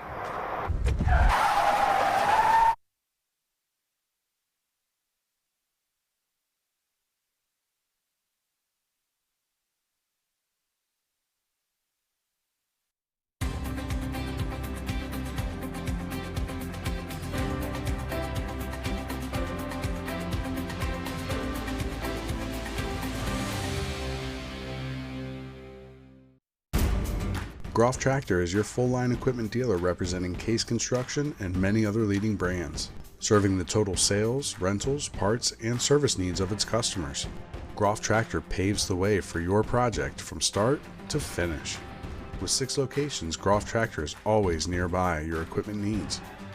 Groff Tractor also offers scheduled maintenance along with 24/7 emergency service. Groff Tractor is your #1 source for everything under construction. Under a new state law, all electronics must be recycled. Welcome to the Dauphin County Recycling Center, where recycling is quick, easy, and free. You may recycle appliances or even cell phones. We're open 6 days a week, and recycling is as easy as 1, 2, 3. Contact our helpful staff at the Recycling Center or visit our website for more information. Help us protect our planet, because tomorrow does matter. These past few years have been tough on all of us. You worry about the economy, your job, your savings. You may even have given up on your dream of owning your own home. But don't give up just yet. We're PHFA. we help people realize their dreams of owning their own home with features like competitive interest rates, down payment and closing cost assistance, and even free homeownership counseling. PHFA can make your dream of homeownership finally come true. Find us on the web or call us to find out how. I'm Brian Hudson, and we're PHFA. Welcome home. Here's the deal. Feeding those two isn't cheap, but at Giant, I get bonus by savings, which is good because I'm always out of something. We're out of chips. See? Everything you need at prices you'll love. Free birds are just the beginning. Redeem yours today. See store for details. It's Black Friday savings all month long at Hoffman Ford. Zero money down, 0% financing, plus additional 1,000 Black Friday cash and over 350 vehicles. New 2019 Ford F-150 Super Crew. Lease from $189 a month or save up to $15,000 off MSRP for the best Black Friday deals. Hoffman has it. Hoffman Ford, just what you're looking for. Hoffman has it. The Jack Giambavo family of dealerships. 9 great franchises in 3 locations. Buick GMC, Hyundai, Mazda, Stadler Dodge Chrysler Jeep Ram, and introducing the all-new Genesis of York. The Giambavo family of dealerships. Over $25 million in new and pre-owned inventory with unbeatable service after the sale, too. There's a reason the Giambavo family has been a part of your community for decades. Find out why. The Jack Giambavo family of dealerships. 3 great locations. Online at giambavo.com. Erie Insurance says here's to the grown-ups who move, mortgage, mow, and still bust a move. But does your home insurance still fit? Erie helps you protect the home you've grown into, all at fair prices that are often less than the other guys. So how do you find the right coverage? Magic. Nope. Local independent agents who get to know you like this. Your local Erie agent is Capital Region Insurance Agency, 717-731-1142. Erie Insurance. This is an education that focuses on your child's unique interests. It's taking field trips and making friendships. And it's what a modern-day public K-12 education looks like. This is Commonwealth Charter Academy, and this is how schools should work. CCA is an online public school available at no cost to all Pennsylvania families. Learn how Commonwealth Charter Academy can work for your family at ccaeducate.me. Under a new state law, all electronics must be recycled. Welcome to the Dauphin County Recycling Center, where recycling is quick, easy, and free. You may recycle appliances or even cell phones. We're open 6 days a week, and recycling is as easy as 1, 2, 3. Contact our helpful staff at the Recycling Center or visit our website for more information. Help us protect our planet, because tomorrow does matter.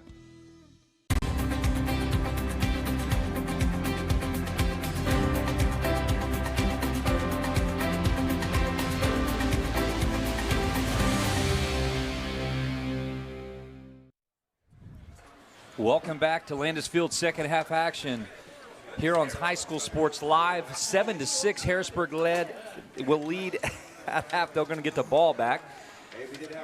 And we're excited for this second half. I'm sure you are. Don't go anywhere. It's everything really we expected, but just really more of a defensive matchup, if anything, tonight. Yeah. A lot of hard hitting, though. Jerome, I give it to both teams. Hats off to Harrisburg and Central Dauphin that first half. It was an extremely physical game.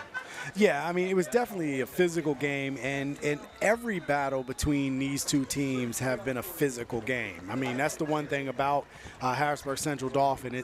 That's what you're going to get. Physical play, defense playing and doing their thing. Left side on the return is Hosby. And he just was shy of the 20-yard line, so Harrisburg will have the ball. First possession of the second half. So again, it's going to be key. Can Central Dauphin do what they did the first half defensively? Minus the turnover, they were able to hold this Harrisburg defense in check pretty much most of the half. So now the one thing they haven't been able to do is cause a turnover for themselves. And I think that's one of the things that they will look for, is to see if they can turn Harrisburg over. Last time they played each other at this point in the game, Harrisburg already had 4 turnovers against them. Plant left side. He got back maybe to the line of scrimmage, maybe picked up 1. He ran hard to get to that one. He earned every bit of it. So he picked up 2. call it 2nd and 8 from the 20. And Bryce Tomaine was on that tackle as well. And again, this defense has to come up big. You get a good shot at Nate Bruce, number 64, the Penn State commit. Look at him looking all college bound already, as big as he is and as tall as he is, and he's having fun out there at left guard. Well, he is somebody to run behind, that's for sure. 2nd and 8. Neal looking downfield. Oh, it's almost picked off. And I know Nick Chimenti would want that back. That's what he does. And you saw Harrisburg attack Central Dauphin on the seams a little bit, like what was done to them earlier in the half. So again, Nick Chimenti plays that well for the safety position. And an air throw, and it actually should have been caught. I mean, that was actually a good pass to Kent. Bounced right off Kent's hands and almost into the arms of Nick Chimenti. So it'll be 3rd and 8. Ball on the 20.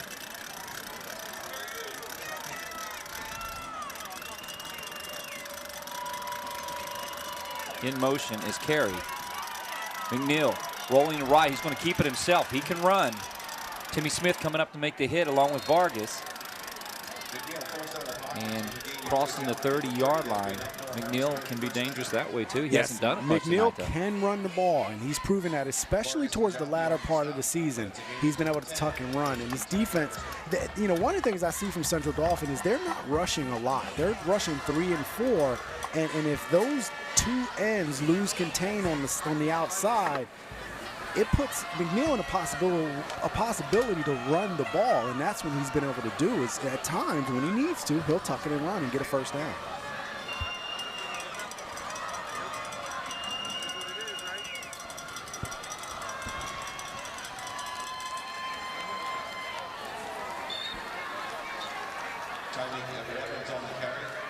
And that was Everett Evans, unique Everett Evans, getting his first carry of that of the game here in the second half. So and he gets surprising, 6. he could pick That's up 6 right down. away. So it'll be 2nd and 10. He'll get it again.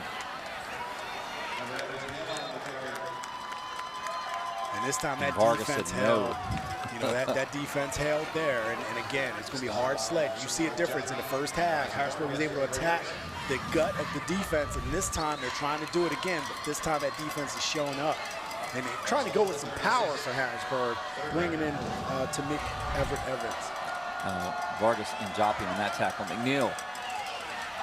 Oh, the incomplete. He went to Dante Kent, and Kent was upset that he missed that one. Man, because that was right at the marker. The second drop for Kent, and again, Central Dauphin's given a lot of cushion. I mean, you're talking about needing 4 yards. You're giving 8-9 yard cushion. He runs 5 or 6, turn around, and he has a first down. And again, Kent has this in his hands and drops it.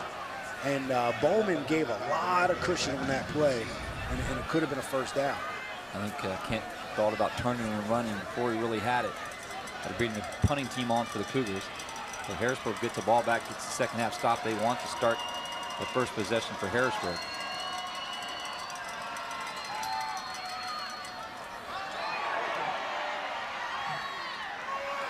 It's a fake punt and a fumble. Wow.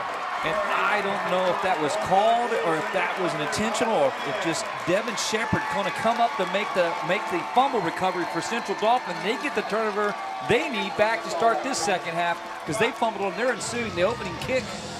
Well, we've saw Harrisburg do this, and it could be one of those situations that's left up to the punter to make a decision. And they got this earlier in the season. They did something like this, tucked and ran, and he got the first down.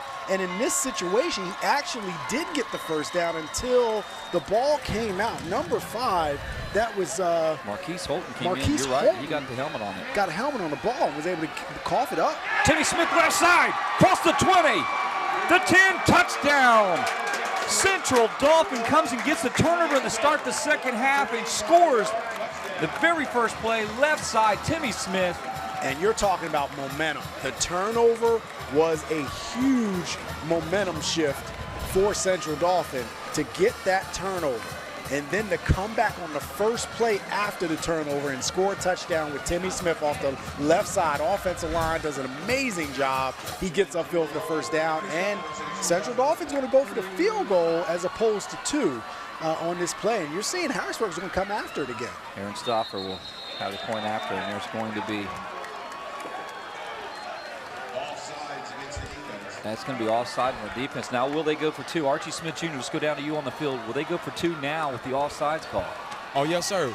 Once we get that ball, as you can see now, the ball can be on the 1-yard line, the 2 to 1 yard line. Now, the possibility and the chances of that 2-point goes up now, guys. And with Central Dolphins running the ball like this, I'm going to take, my backs right now. What'd you say, Jerome? Hey, I'm thinking a quarterback sneak again. I mean, look where the ball is. I mean, he got like 2 yards the last time, but again, they'll try to do something different. Like, again, they got a little bit, I'm looking at the down and distance now. I changed my mind. It's more like 2 yards. So, but he could sneak it. He did it the last time, and they'll draw him off again and inch even closer, half the distance.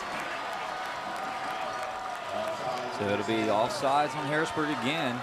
It'll be half the distance of the goal. And Harrisburg has to play more disciplined. This is one of the problems that they have sometimes is they can play brilliantly as far as the actual down playing of the game, and then all of a sudden they can have mistakes that will cost them. So Mosley will be under center. This time they're going to call it on Central Dolphins. They're going to move that back. I tell you. And there you go. Central Dauphin pays it back. And it goes back now 5 yards, and you'll probably see the field goal unit come back on the field. I still don't. Well, they're going to do it. You're right. They're going to bring Stauffer back on. One thing that's very interesting about these calls, guys, if you can get 2 offside calls, which is a 5-yard penalty, then you're only allowed to put the ball on the 1-yard line. But if the offense jumps off sides or a false start, the ball goes back all the way for 5 yards. Yeah, that's never made a whole lot of sense, has it? This point after is good. So the Central Dauphin goes on the board, 13-7. They'll take the lead. We'll be back with more after these messages. And just good blocking, solid blocking from that Central Dauphin offensive line.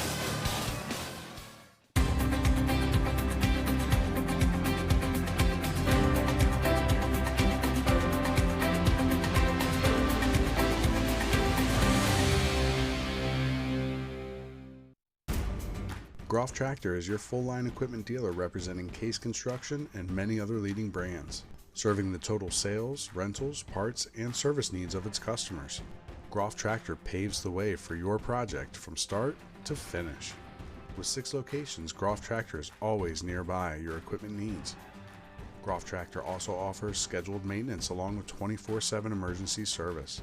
Groff Tractor is your #1 source for everything under construction. Well, just like that, Central Dauphin goes up 13-7. And that momentum has shifted at Landis Field to something crazy here. Kent, who's the fastest man in the Commonwealth, going across the 30-yard line, trying to set up an opportunity for Harrisburg. Harrisburg, Archie, I just want to go down to you on the sideline and talk a little bit. We want to look at this drive first. I'm going to come down to you, so hold that thought. This last drive for Central Dauphin, it was this.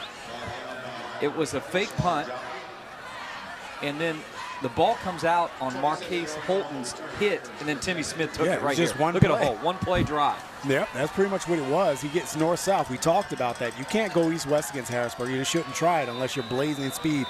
And Central Dauphin doesn't have that kind of speed on the outside. So you got to attack him up the middle or right off tackle, and that's what you saw in that play. Brilliantly blocked by the front. And Timmy Smith, he gets upfield north-south very well, very quickly, and with power, and he gets in the end zone.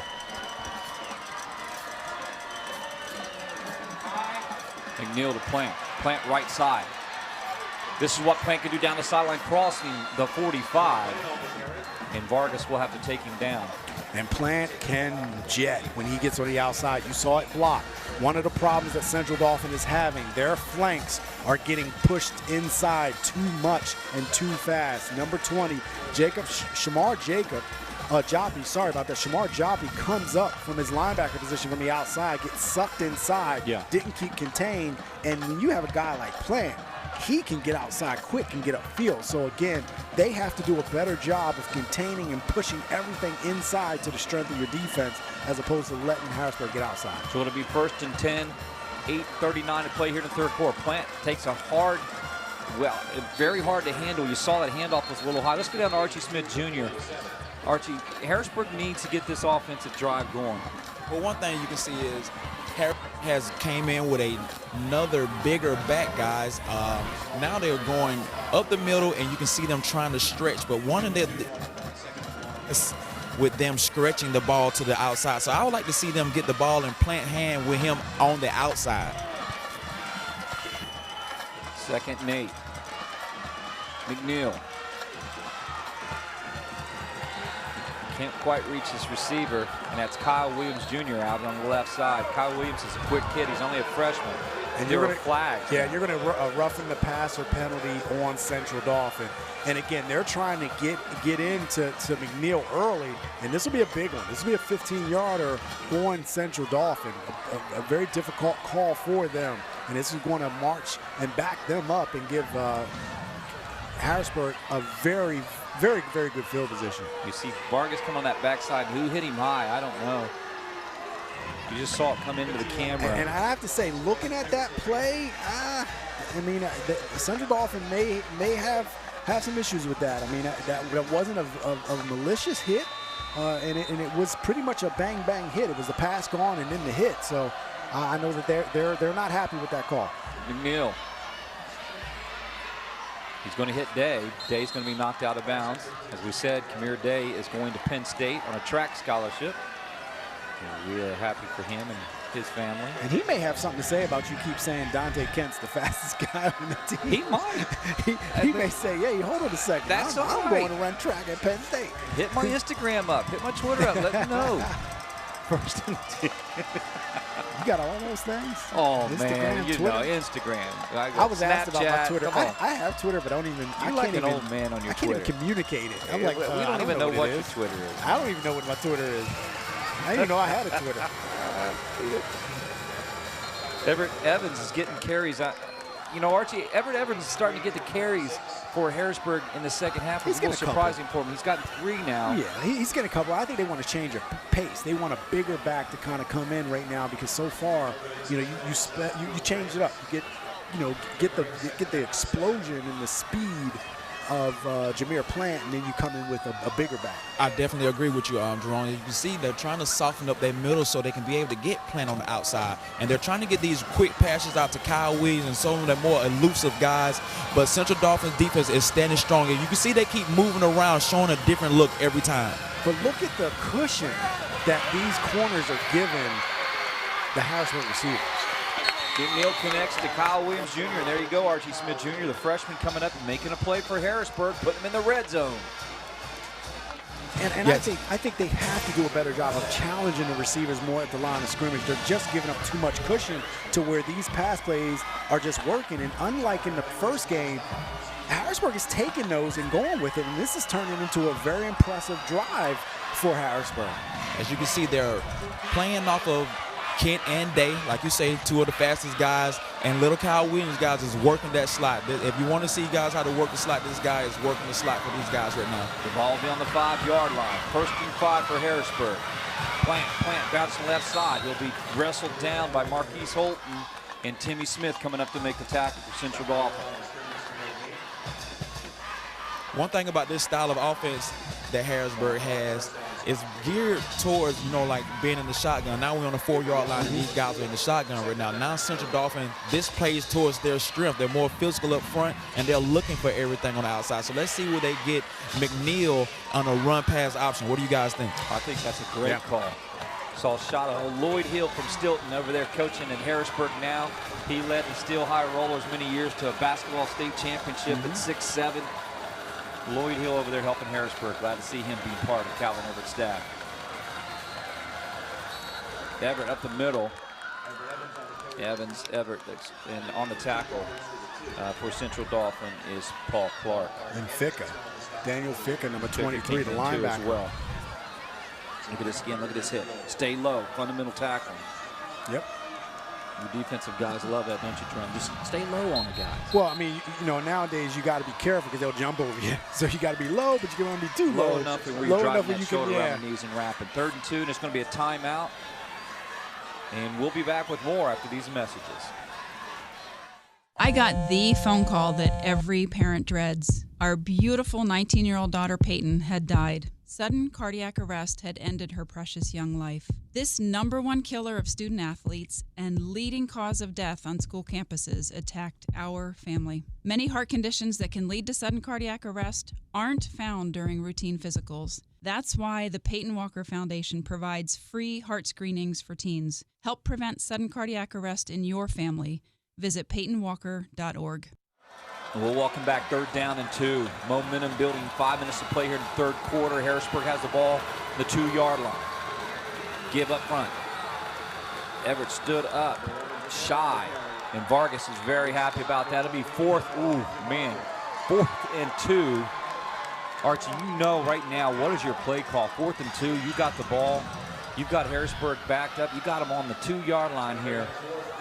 But one thing you can see, like I told you, the only difference with being in a shotgun down here is the ball has to get to the quarterback, which allows the defense to read and react. Now, if I'm Harrisburg right here, I'm putting the ball in my best player's hands right now.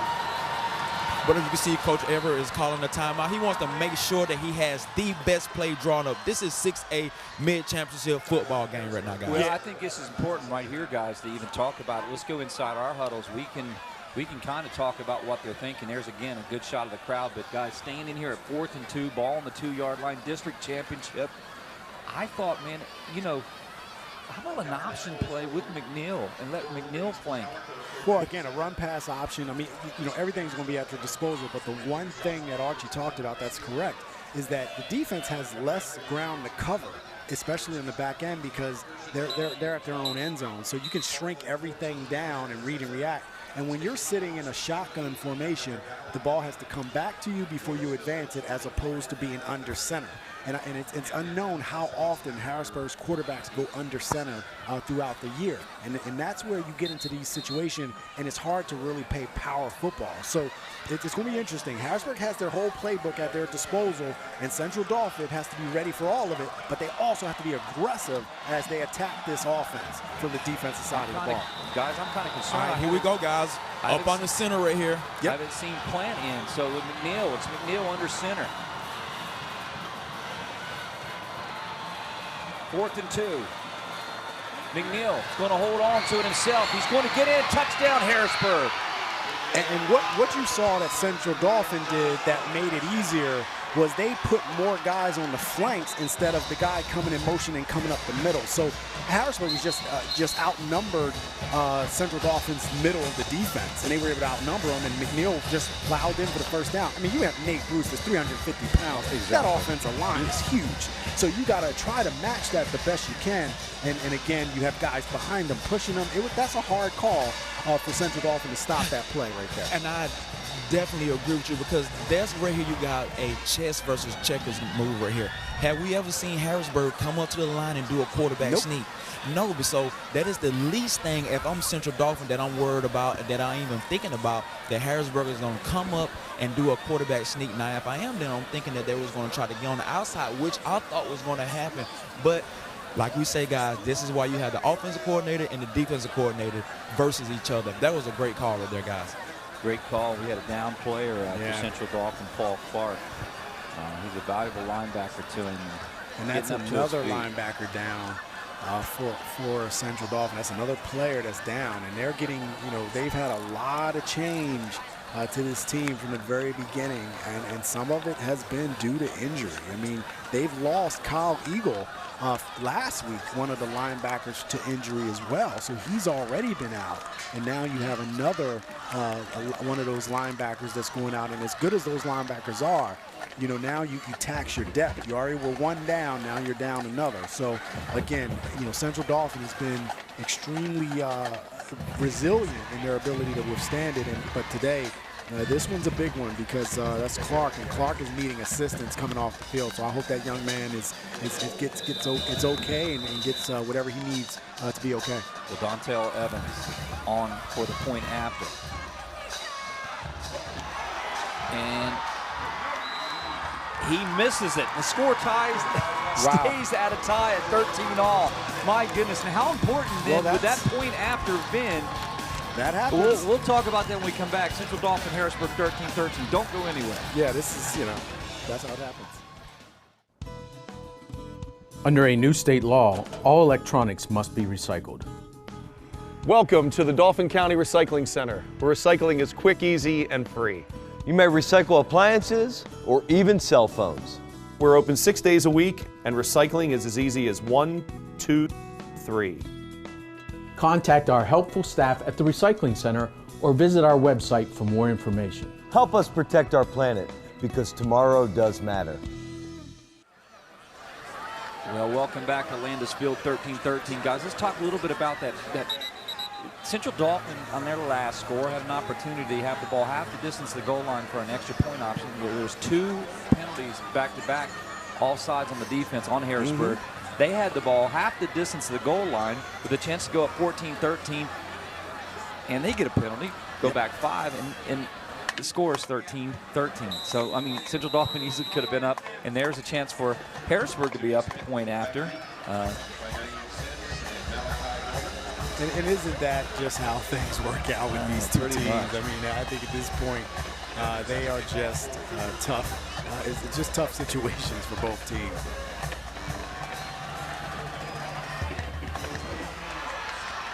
Denny Smith crosses the 30 and a flag down from the backside. Man, it's been a lot of laundry on the field. Yes, it has. And again, you definitely want to clean it up. Right now, the penalties definitely favor Central Dolphin with Harrisburg having so many more penalties. Taking a look at how this game is 13-13. Let's look at this last drive for Harrisburg. A lot of number 5 Plant breaks off a big one down the right sideline. That's going to set up here McNeil to Kyle Williams Jr. He'll take it inside the 5-yard line.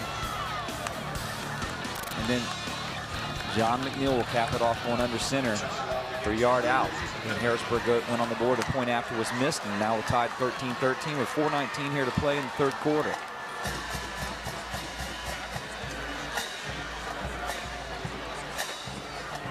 Richard trying to iron out this last penalty. Well, it looks like it's a chop block against Harrisburg, but that's interesting because Harrisburg was actually they were the defense on the kicking team. So I'm not sure why that would have happened, but again, it's going to benefit Central Dolphin. And I think that they're going to want some explanation on the side. Well, one thing that you have, guys, it doesn't matter if you are offense or defense. If you are engaged with a player, another player cannot come from behind and hit you, whether you're on offense or defense. And my thing is, why would you do it?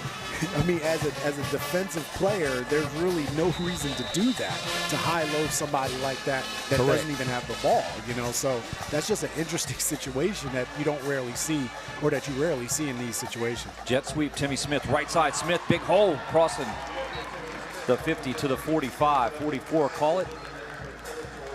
Central Dauphin has found something in the middle of that defense for Harrisburg. I mean, when you saw, and it's slightly right off tackle, that's where they scored. Timmy Smith had the big run. But you saw it again. They're attacking. They're coming in motion. Smith gets the ball and immediately plants and goes right off tackle, and it's open. And that offensive line doing a brilliant job. So, you'll see if Central Dauphin, what they'll do with that.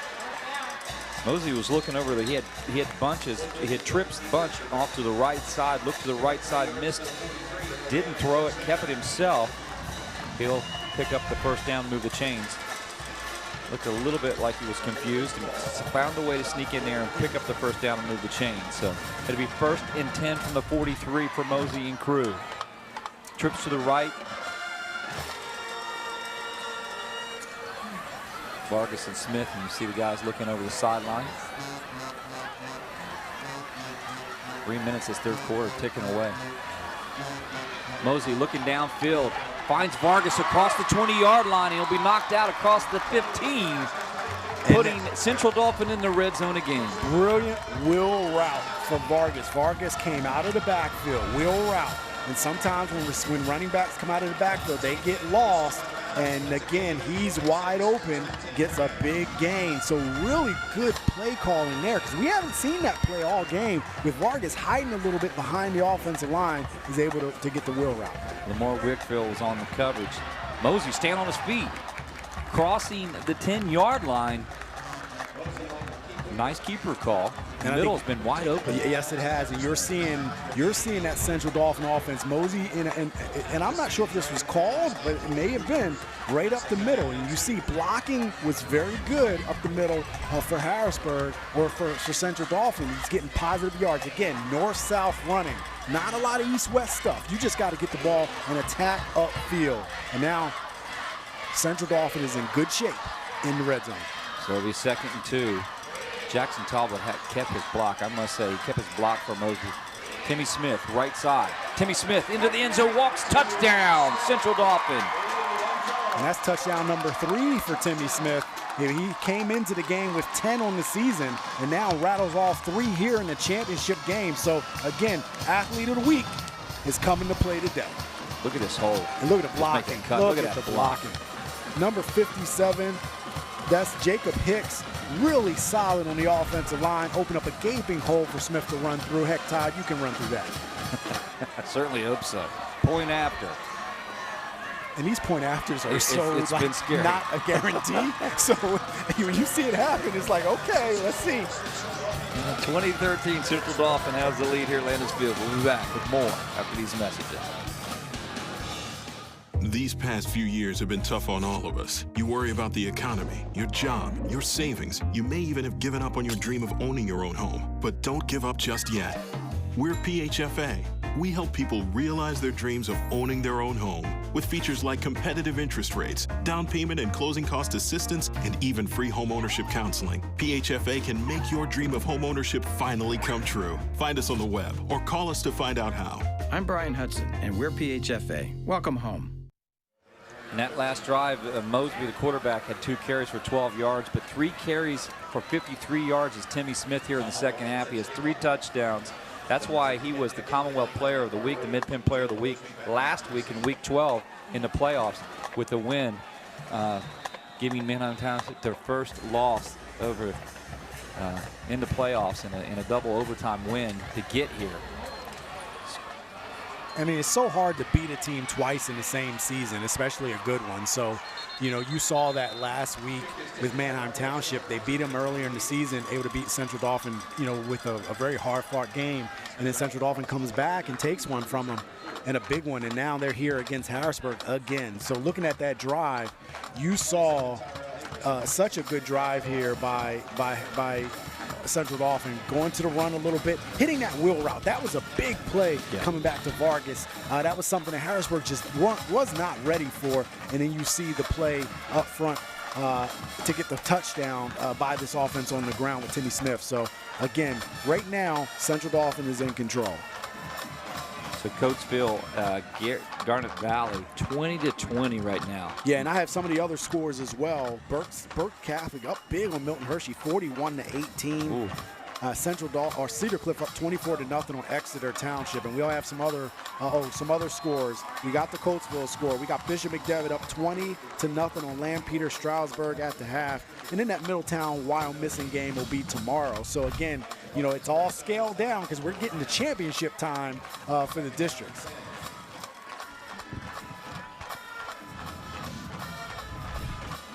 So it'll be 2nd and 10, 150 to play.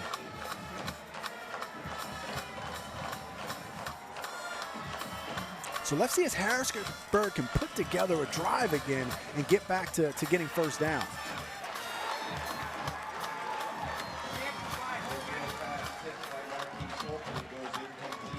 Well, I think you see that defense. They're really feeling in the zone right now. And when you look at the yardage, though, I mean, you're seeing it right now. Right. This defense for Central Dolphin is really, with the injuries, with the players out, they're still tough to move the ball on. And you're seeing right now, Harrisburg is really struggling a little bit, 3rd and long.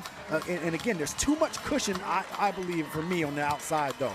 Already, you see the corners are 10, 15 yards off.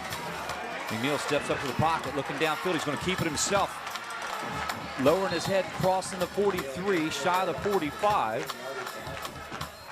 And again, Central Dolphin is not accounting for the quarterback running the ball. And McNeil has shown he will tuck it and get first downs. And these linebackers are dropping in coverage, but they're not coming up and making the play once the quarterback tucks it. Plant on the carry, not much there. Talbot coming up to make the tackle. And Jackson Talbot's having a pretty good game for Central Dauphin. The 6'3", 220-pound senior is playing lights out right now on that front. High snap, McNeil handles it, dumps off. He dumps off the carry. Carry down the sideline, across the 40. And that's an bringing it all the way play. across the field, across the 20. And he was looking for one more block and chasing him down, really making a game-saving tackle. Naeem Sims. Exactly, and that was the play. And that's the one thing that Central Dauphin could not do is give up big plays and not making the tackle when the opportunity is there. And that was an option play. We talk about a run-pass option. That was an example of that. That's like an option play where you had the receiver that was sitting out waiting for the ball, and he gets the pitch or pass. And Day was over on that side calling for him to come that side because he wanted to put a block down for him. 20-some seconds, it's ticking away. 24, 2nd and 10. Third quarter coming to an end.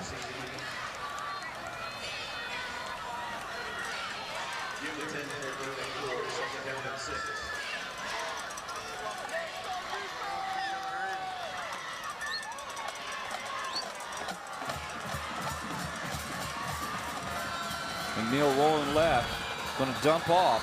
That's the same play. And that's going to be the last play of the third quarter, 20-13. Okay, coming up right here during this break, we have a special recognition with Charlie Portney. He's going to be recognizing Dr. Maurice Fleury from the Commonwealth Charter Academy. Charlie? This is an education that focuses on your child's unique interests. It's taking field trips and making friendships. And it's what a modern-day public K-12 education looks like. This is Commonwealth Charter Academy, and this is how schools should work. CCA is an online public school available at no cost to all Pennsylvania families. Learn how Commonwealth Charter Academy can work for your family at ccaeducate.me. Commonwealth Charter Academy has been High School Sports Live's keys to the game sponsor, and we appreciate it. I'm with Dr. Maurice Fleury from Commonwealth Charter Academy. On behalf of High School Sports Live and our team, we'd like to give you a recognition plaque. You've helped so many high school student athletes get exposure, and that's going to go a long way to the South Central PA community. Thank you very much. Oh, thank you. This is an education. Welcome back to Landis Field, 20-13, fourth quarter. This is it. District 3 6A championship here from Harrisburg, Pennsylvania. And I know we've got people tuning in from all over the place. And I want to give a shout out to my brother Troy, who tunes in from Portsmouth, Ohio. What's up, Troy? All the time, doesn't miss one of the games. And he was a football player at Exeter and Reading for a long time. Well, as long as you can play, 4 years. All right, Central Dauphin will look to try to get a stop here. 3rd and 3. Ball on the 7-yard line. And look for what they're doing.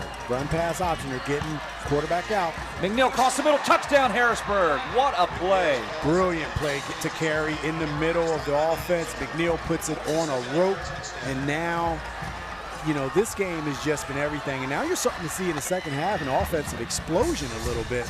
And now you see Central Dauphin is up 20-19. Harrisburg gets on the board, and this game is now a scoring fest between these two teams as they open it up in the second half. You know, that play was all set up, Archie, by the roll of McNeil. He rolled to his right and it pulled the defense a little bit and came back across the field and hit carry. But what you're seeing, guys, you're seeing the same play called 3 times. And this time, when they thought that it was going to be short out there, they came with a slant across the middle. McNeil rolled. Faked like he was going to hit the run pass option, slant across the middle, guys. Real executed play right there. Well, we'll be back with more. We're all tied up, 2020.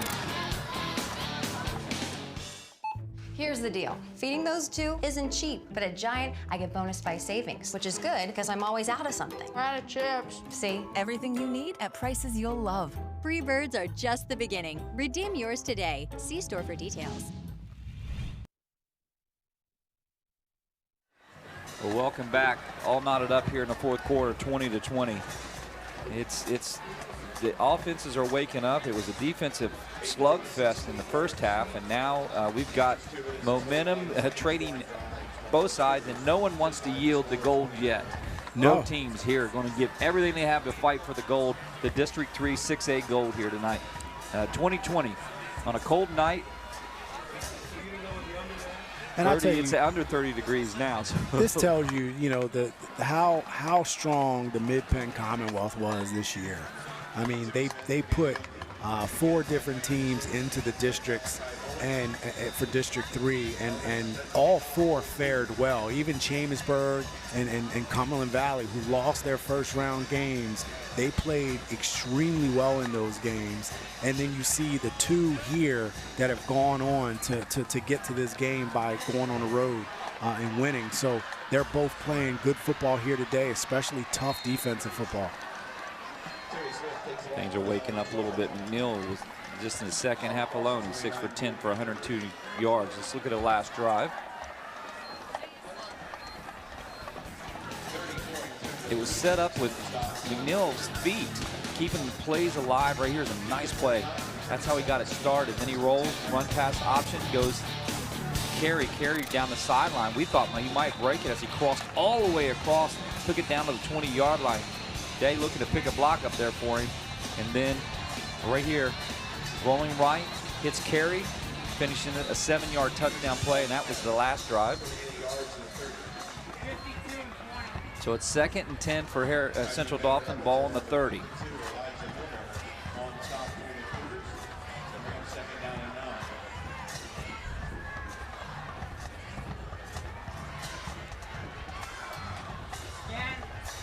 Mosby to Timmy Smith. Timmy Smith left side. He's going to be stood up by the whole right side of that defensive line. But he'll still pick up 5. And that gives us a manageable 3rd and 5, or for 3rd and 4, a long 4.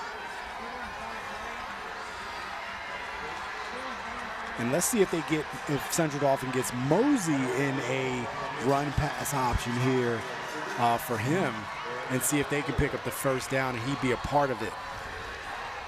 So it's 3rd and 4.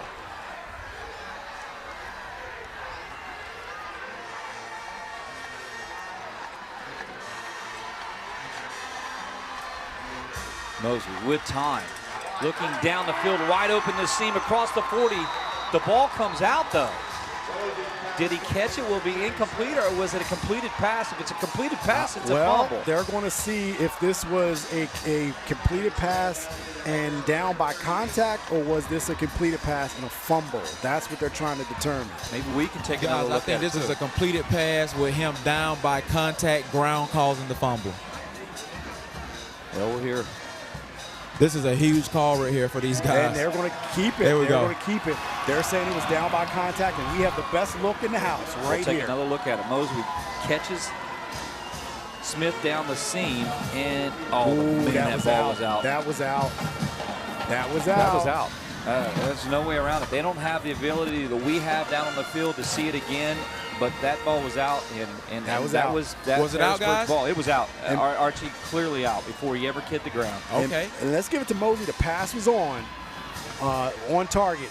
Good defensive play coming from the side, but that's a big call.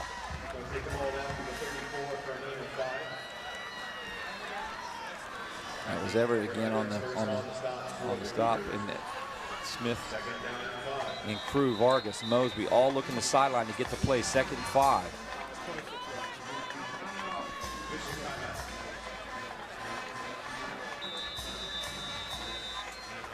So let's start the clock back up. So we're under 10 now. 2nd and 5 for Central Dauphin.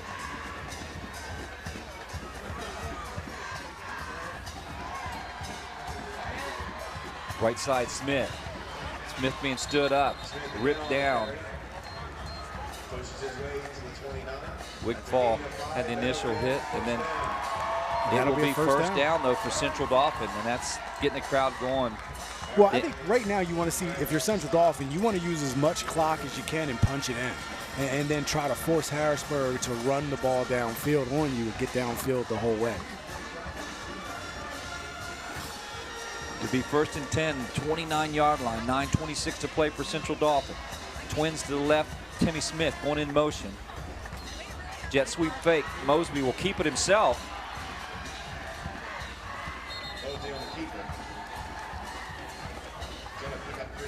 So it'll be 70 yards for Smith this half alone. So Smith is really picking up in 3 touchdowns tonight. So he has been really the call-on guy here tonight for Central Dauphin, being the workhorse. And we're used to seeing that.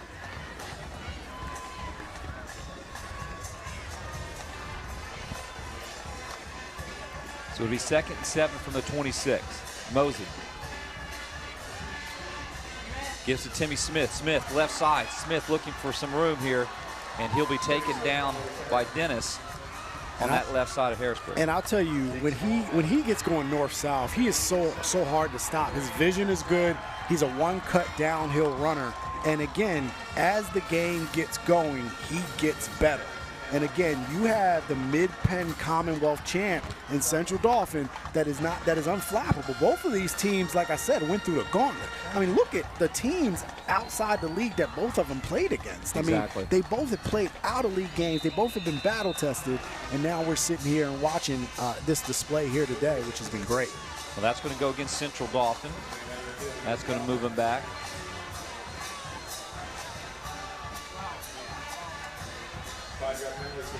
And the second half has been a relatively clean game for both teams. You have both of them sitting on 3 penalties for the game. So, for the half, where Harrisburg was way ahead in the first quarter or the first half with 7 penalties to 4. Now it's evened up at 3 and 3. Mosey going to put Smith in motion. Going to give it to Smith. Smith up the middle, trying to fight for every yard he can get. Vargas and McCain holding him up. So he'll gain maybe 2. And again, that Harrisburg defense can be stout of their own. Got some size. They're really doing a good job, at times against the run. But Central Dauphin has found a way to kind of attack the middle of that defense.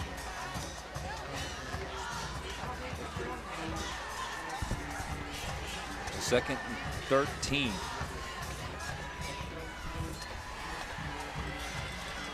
Mosby down the field, wide open, touchdown. Chimente, he finds the senior in the end zone for 22 yards away.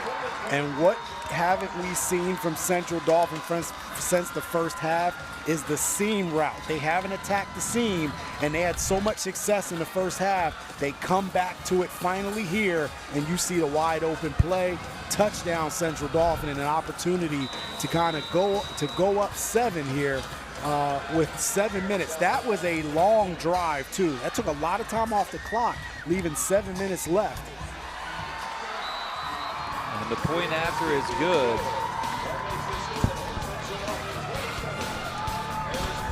We'll be back with more. Central Dauphin taking the lead.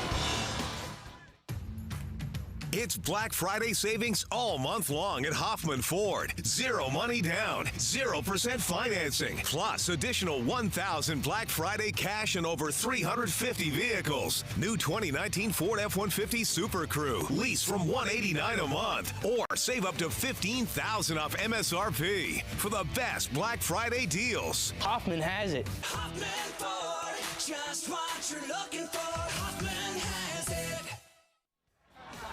Central Dauphin taking the lead. 22 yards from Mosey to Chimente, the senior. Chimente just down the seam, and it looked like blown coverage. Archie, I mean, they just didn't pick up on him. But what you can see, they're playing with the one safety high. I mean, Jerome can attest for this. Anytime that you're coming out with one safety high and you have a tight end pushing the seam plus the slot receiver pushing the seam, you either have to pick. Mosey is looking to the tight end and coming back to the seam. Kari Williams, right side. Williams down the sideline. And again, quarterback, right, slash returner now. And that's a good point, Archie. The way they're attacking the seam is brilliant. I mean, they're hitting it hard, and they're, when you have that kind of setup, it almost is an option pass where you hit the short or the long, and they're able to hit the long on that play. So again, just good play execution on that. For the pass plays, and good protection up front. And that's what I was going to say, man, because Mosey just standing back there calm and cool, guys, and every pass with touch. He's just dropping dimes out here. That's exactly what he did, as you saw on that last drive. Just made it look But, you know, when you go back to that last drive, they just didn't get a chance to see the replay. It was a fumble, and Harrisburg would have recovered. So that drive would have been negated. Right. That's the one part when you go back to look at it. You can't do anything about it. The game is the game. You know, the game is the game. So Harrisburg has to score here and keep the momentum. Right. And it's not like the play. It's not like the game ended on that play. Harrisburg still had an opportunity, but again, and I was wrong. They attacked the seam in that play, and it was open as well. Yeah, with Timmy Smith. Two plays in that last drive. And the last drive hit the seam, and it's open like they did in the first half. So trips to the left. Boy, McNeil's putting it in there now. His pass is complete to Carey. Their last drive resulted in a touchdown. The two of them hooking up, and McNeil to Carey. It'll be 3rd and 4, ball on the 46.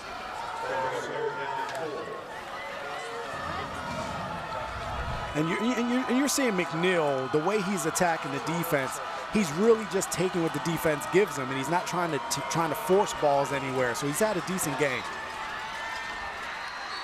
McNeil goes to Day. Day then will be tackled by Bowman, Malachi Bowman. And again, that's a first down. That's too much cushion on the outside. Bowman is probably 15 yards off the receiver, and they're just doing a curl route and catching the ball for a first down. You have to defend that and be a little closer. Look where the corner is on this side. He's 20 yards off, or at least 12 yards off. Harrisburg's going to get a penalty. There's movement. The center jumped. But what they're doing with that, Jerome, is they're having the corners to play off, and they're dropping the linebackers up underneath. Right, I see it, but they're not getting there. And I think they may be playing it tight on one side, but they're going so wide on the outside because they're hitting the split end, and there's nobody under there because the receiver inside is taking the linebacker. Spot on. Marquise Olson comes up with a great sack on the backside. Wow, that was a big play. They chase McNeil down. Take a look at it again. This was huge. That's a 13-yard loss for Harrisburg. And that's the one thing that Holton gives you is he gives you speed on the outside. And you saw him turn it on, and he just went and tracked down the quarterback. That's how you go get him. And that's what you do. I think that was like a 17-yard loss. Maybe. Yeah. Let me tell you something, guys. We're watching some special players out here. There's a lot of guys that are going to be able to do a lot of good things on Saturdays when their careers end here. Another thing we got to remember, a lot of these guys played in the game that they lost to Harrisburg here last year. So these guys have a chip on their shoulders. I'm down here. I'm hearing these guys collectively talking to one another, saying, hey, guys, let's go. I need to play from you. Come on, let's step it up. So these guys are holding each other accountable, and they know that. I mean, especially these seniors. This is it. So it's 2nd and 28. Harrisburg has it on the 38. Twin receivers to the left, twin to the right. And now that defense, that Ram defense is just getting stingy.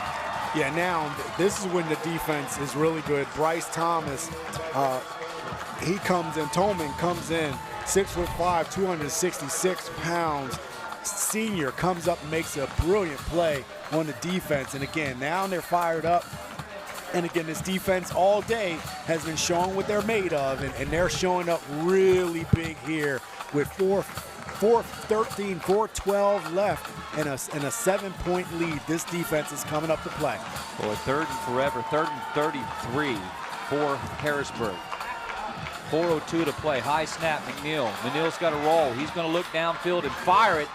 And it went through his receiver's hands. He had him. He had Carey. And through the defender's hands. I think it was Chimenti. Almost picked off. That's almost 2 or 3 picks that Chimenti could have had that he hasn't had. And it brings up a 4th down. And it looks like Central Dauphin will get the ball back. And this is important because the Central Dauphin situation is we're going to play punt coverage instead of punt block.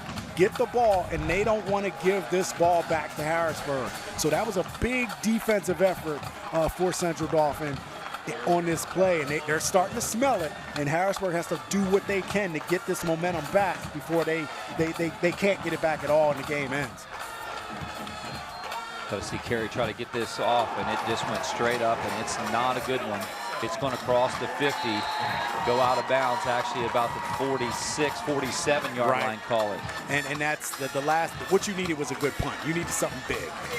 You needed a punt that was huge, that was going to give you what you needed, and try to pin this offense back, see if you can get the ball, flip field position. There's still time, but instead what happens is you give the ball back to Central Dauphin with a lot of field to play with, and they have the time to do what they need to do. So it'll be 1st and 10 on the 47 for Harrisburg. Harrisburg wanting to do everything they can to get it back, as you said, Jerome. Be a healthy dose of Timmy Smith. Smith left side. That's exactly what you're going to get. And you know this is what Smith lives for. This is what he does well. And now you're going to get a penalty that may be tacked onto that. That could be a penalty against Harrisburg, which will be their 5th of the half. That's going to go against Latier Day. Yeah, I think it's going to be Dennis is going to get the penalty call.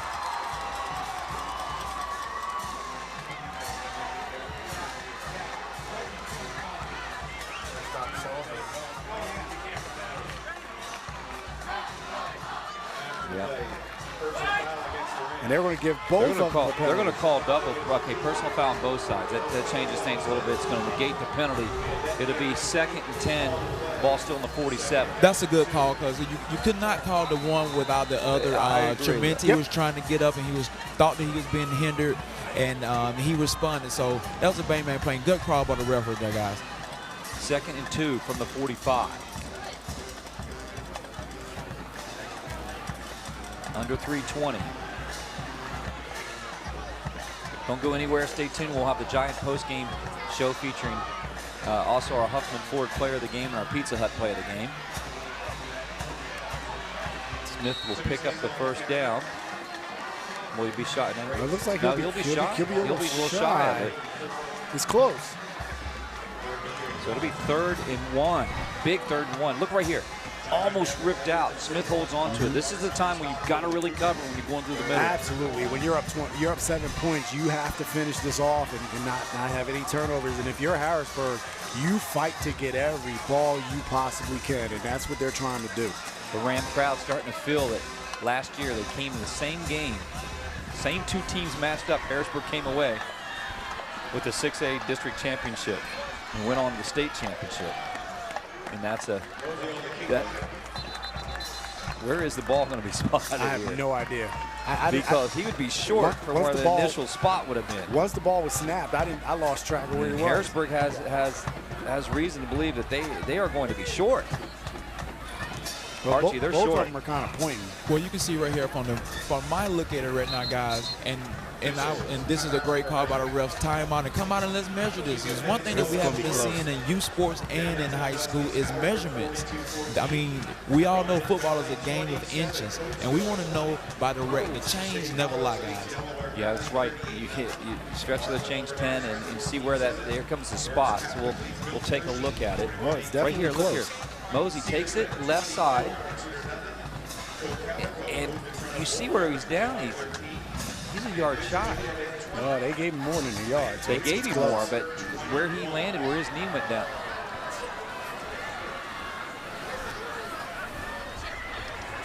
Oh my goodness! Look at that. Inches. That is inches.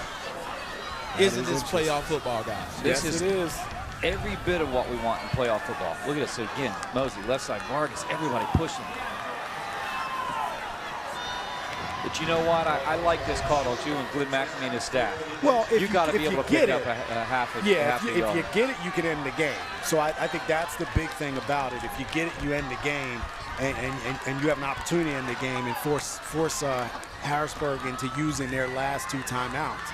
But if you don't, you give Harrisburg the ball in good field position, and then you rely on your defense. And that's kind of where Central Dauphin is. Their defense has played pretty good football today, and they may rely on them again, especially that last drive. They really got vicious on that last drive, sacking the quarterback, backing them up, and just did a really good job. If you're Harrisburg, you got to be careful not to let them get you to jump off sides. Right, here. that's a They good jumped point. off sides a couple times.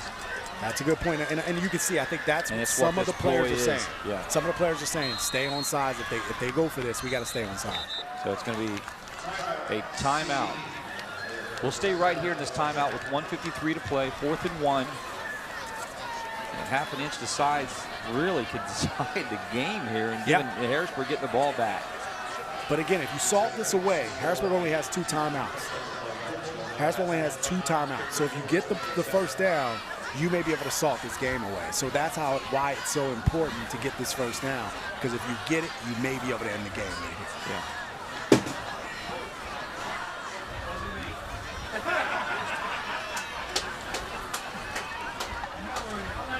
And there you see Ford Chapman, former Bishop McDevitt state champion football coach, has been over here at CD and doing his thing here, working with this team and working with this school. And he's definitely brought so much to the students here. Ford's a great guy. You know, and I'll tell you what, Ford knows everything about sports. I think he knows about golf. I mean, he knows stats from year after year after year. 4th and 1. And that's going to be a first down for Central Dauphin. You hear the crowd alone, that's the indication. Yeah. He got 4 on the 4th and 1 right there. He just plowed in. The offensive line took it upon themselves, and they got a good jump. And now you're looking at minute 49 seconds. You're up 7 points. Harrisburg has 2 timeouts. So you got to force them to use them and wind this clock down deep as much as you can. We'll take a timeout. We'll be right back with 1:44 to play here in the 4th quarter. The Jack Giambabo family of dealerships. 9 great franchises in 3 locations. Buick GMC, Hyundai, Mazda, Stadler Dodge, Chrysler Jeep Ram, and introducing the all-new Genesis of York. The Giambabo family of dealerships. Over 25 million in new and pre-owned inventory, with unbeatable service after the sale, too. There's a reason the Giambabo family has been a part of your community for decades. Find out why. The Jack Giambabo family of dealerships. 3 great locations. Online at giambavo.com. Well, welcome back, 27-20. It's been everything we wanted here in this District 3 6A championship. So stay tuned and don't go anywhere. We'll have our giant post-game report and our featuring our Huffman Ford player of the game and the Pizza Hut play of the game.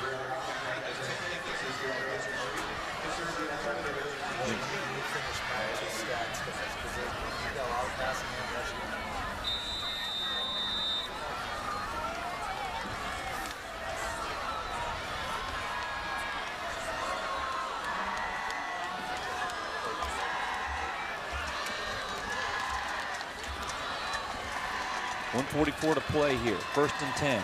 This is big. Mosey to Timmy Smith. Timmy Smith breaking up for a hole across in the middle, and that's just. And this is what he does. I mean, right. In the games that I've seen from Timmy Smith, as the 4th quarter comes, and we saw that when last week, and especially in the overtime period, him being able to get in the end zone in the overtime period from the running back position, and that was at the end of the game. The end of the game when Mannheim was tired. The end of the game here where Harrisburg's been battling in this game, and you give it to Timmy Smith, and this is his time. This is when I've seen him at his strongest, and you just give it to him and you see what he does. He rattles off on 1st down 8 yards and forces Harrisburg to kill clock. And again, they're out of timeouts now. This is it. So you can pretty much salt this game away from here. It's one thing that Central Dauphin is yelling down here, guys, repetitive. They're yelling weight room, like everything, weight room, weight room, weight room. These guys have been putting time in the weight room right now, and this is when it shows, guys. And again, if you're Harrisburg, you can't give up. Who knows? You can cause a turnover, flip this entire game upside down, and have an opportunity to put points on the board. So again, they have to fight until the bitter end, until that clock says 0. 1:36 to play, 2nd and 2. Timmy Smith. So we got a 3rd down coming up.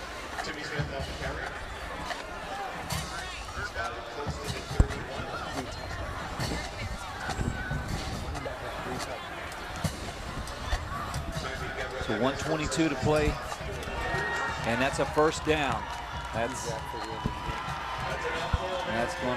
gonna do it. Central Dauphin That's the now first down. knows what that feeling is. Yeah, that's the first down they needed. That's big. That's the first down they needed to salt the game away. And again, Timmy Smith, you give the ball to your big guy, let him get upfield, and that's what he's doing. You got, they're starting to smell it now with a minute 16, minute 17, and Harrisburg cannot stop the clock now. They'll just have to kneel and be a minute shy of winning the District 3 6A title. They're Commonwealth champions. They really found themselves. They're 10-2 coming in tonight. They found themselves in this season, and they've just gotten stronger as the season's gone on, Jerome. I mean, that's simply well put. And they didn't start the season poor. I mean, they had a couple of big losses. One of the losses they were able to avenge. And then after that Harrisburg game seemed to be the game that propelled, that really springboarded them. Then a couple weeks later, they go up to State College. Then they almost slip against Chambersburg. And let's talk about how strong Chambersburg was. Right.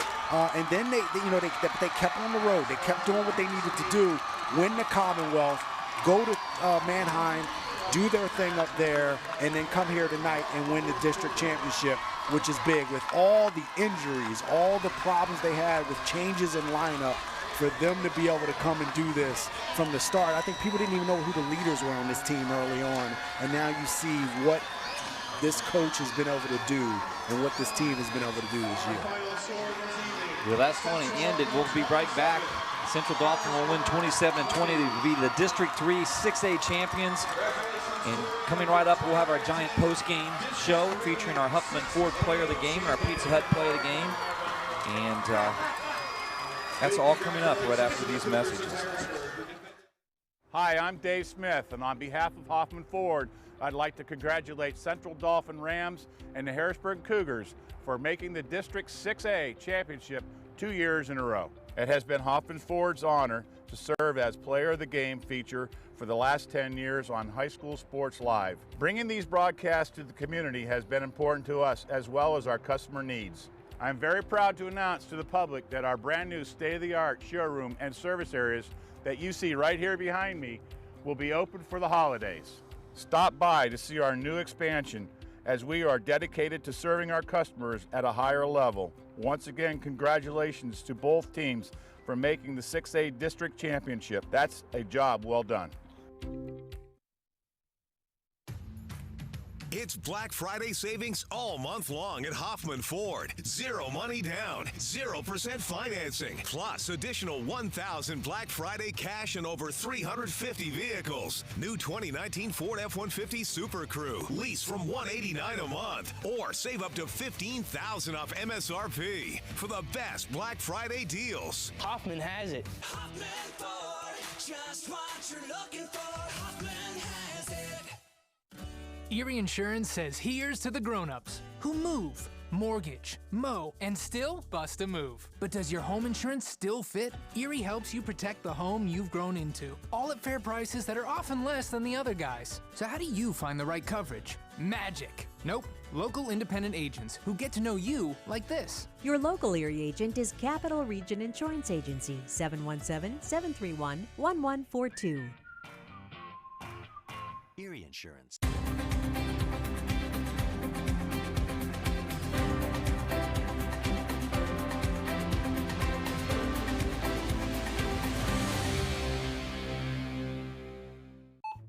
Here's the deal.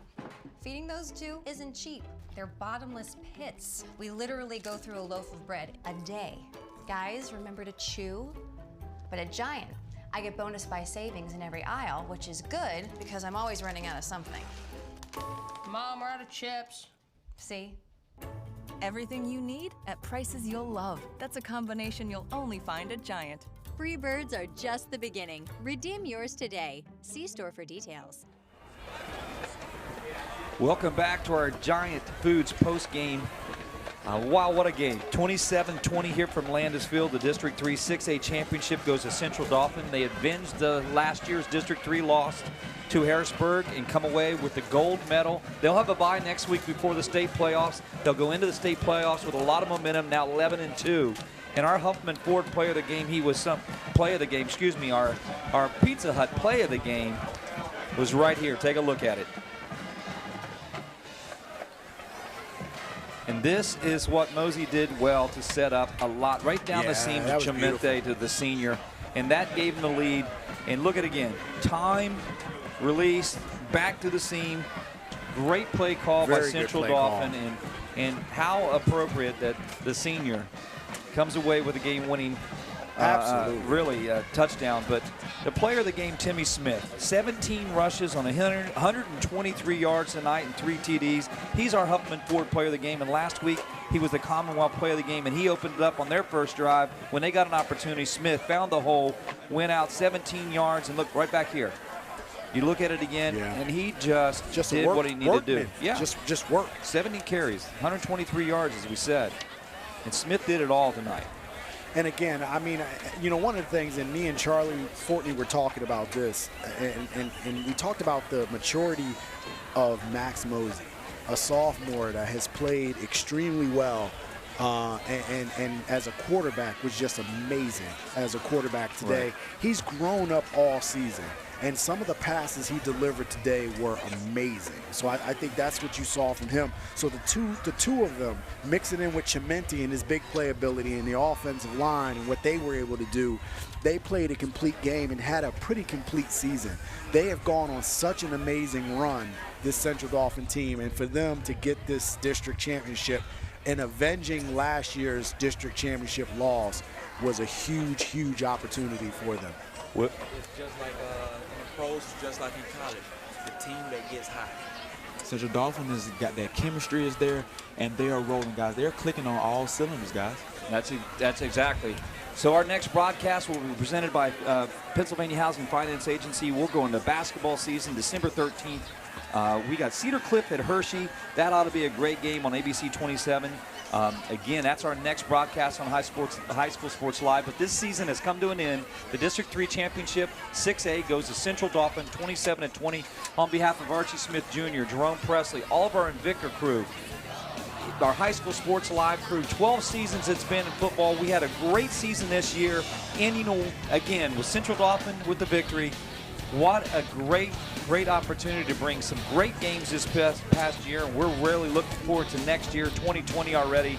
Wishing everybody who's moving on, all state contenders from this point on, we wish you good luck. And let's Enjoy. give it up. And let's give it up to the players that we have gotten a chance to call and how good they've been. All the players. Have a great night.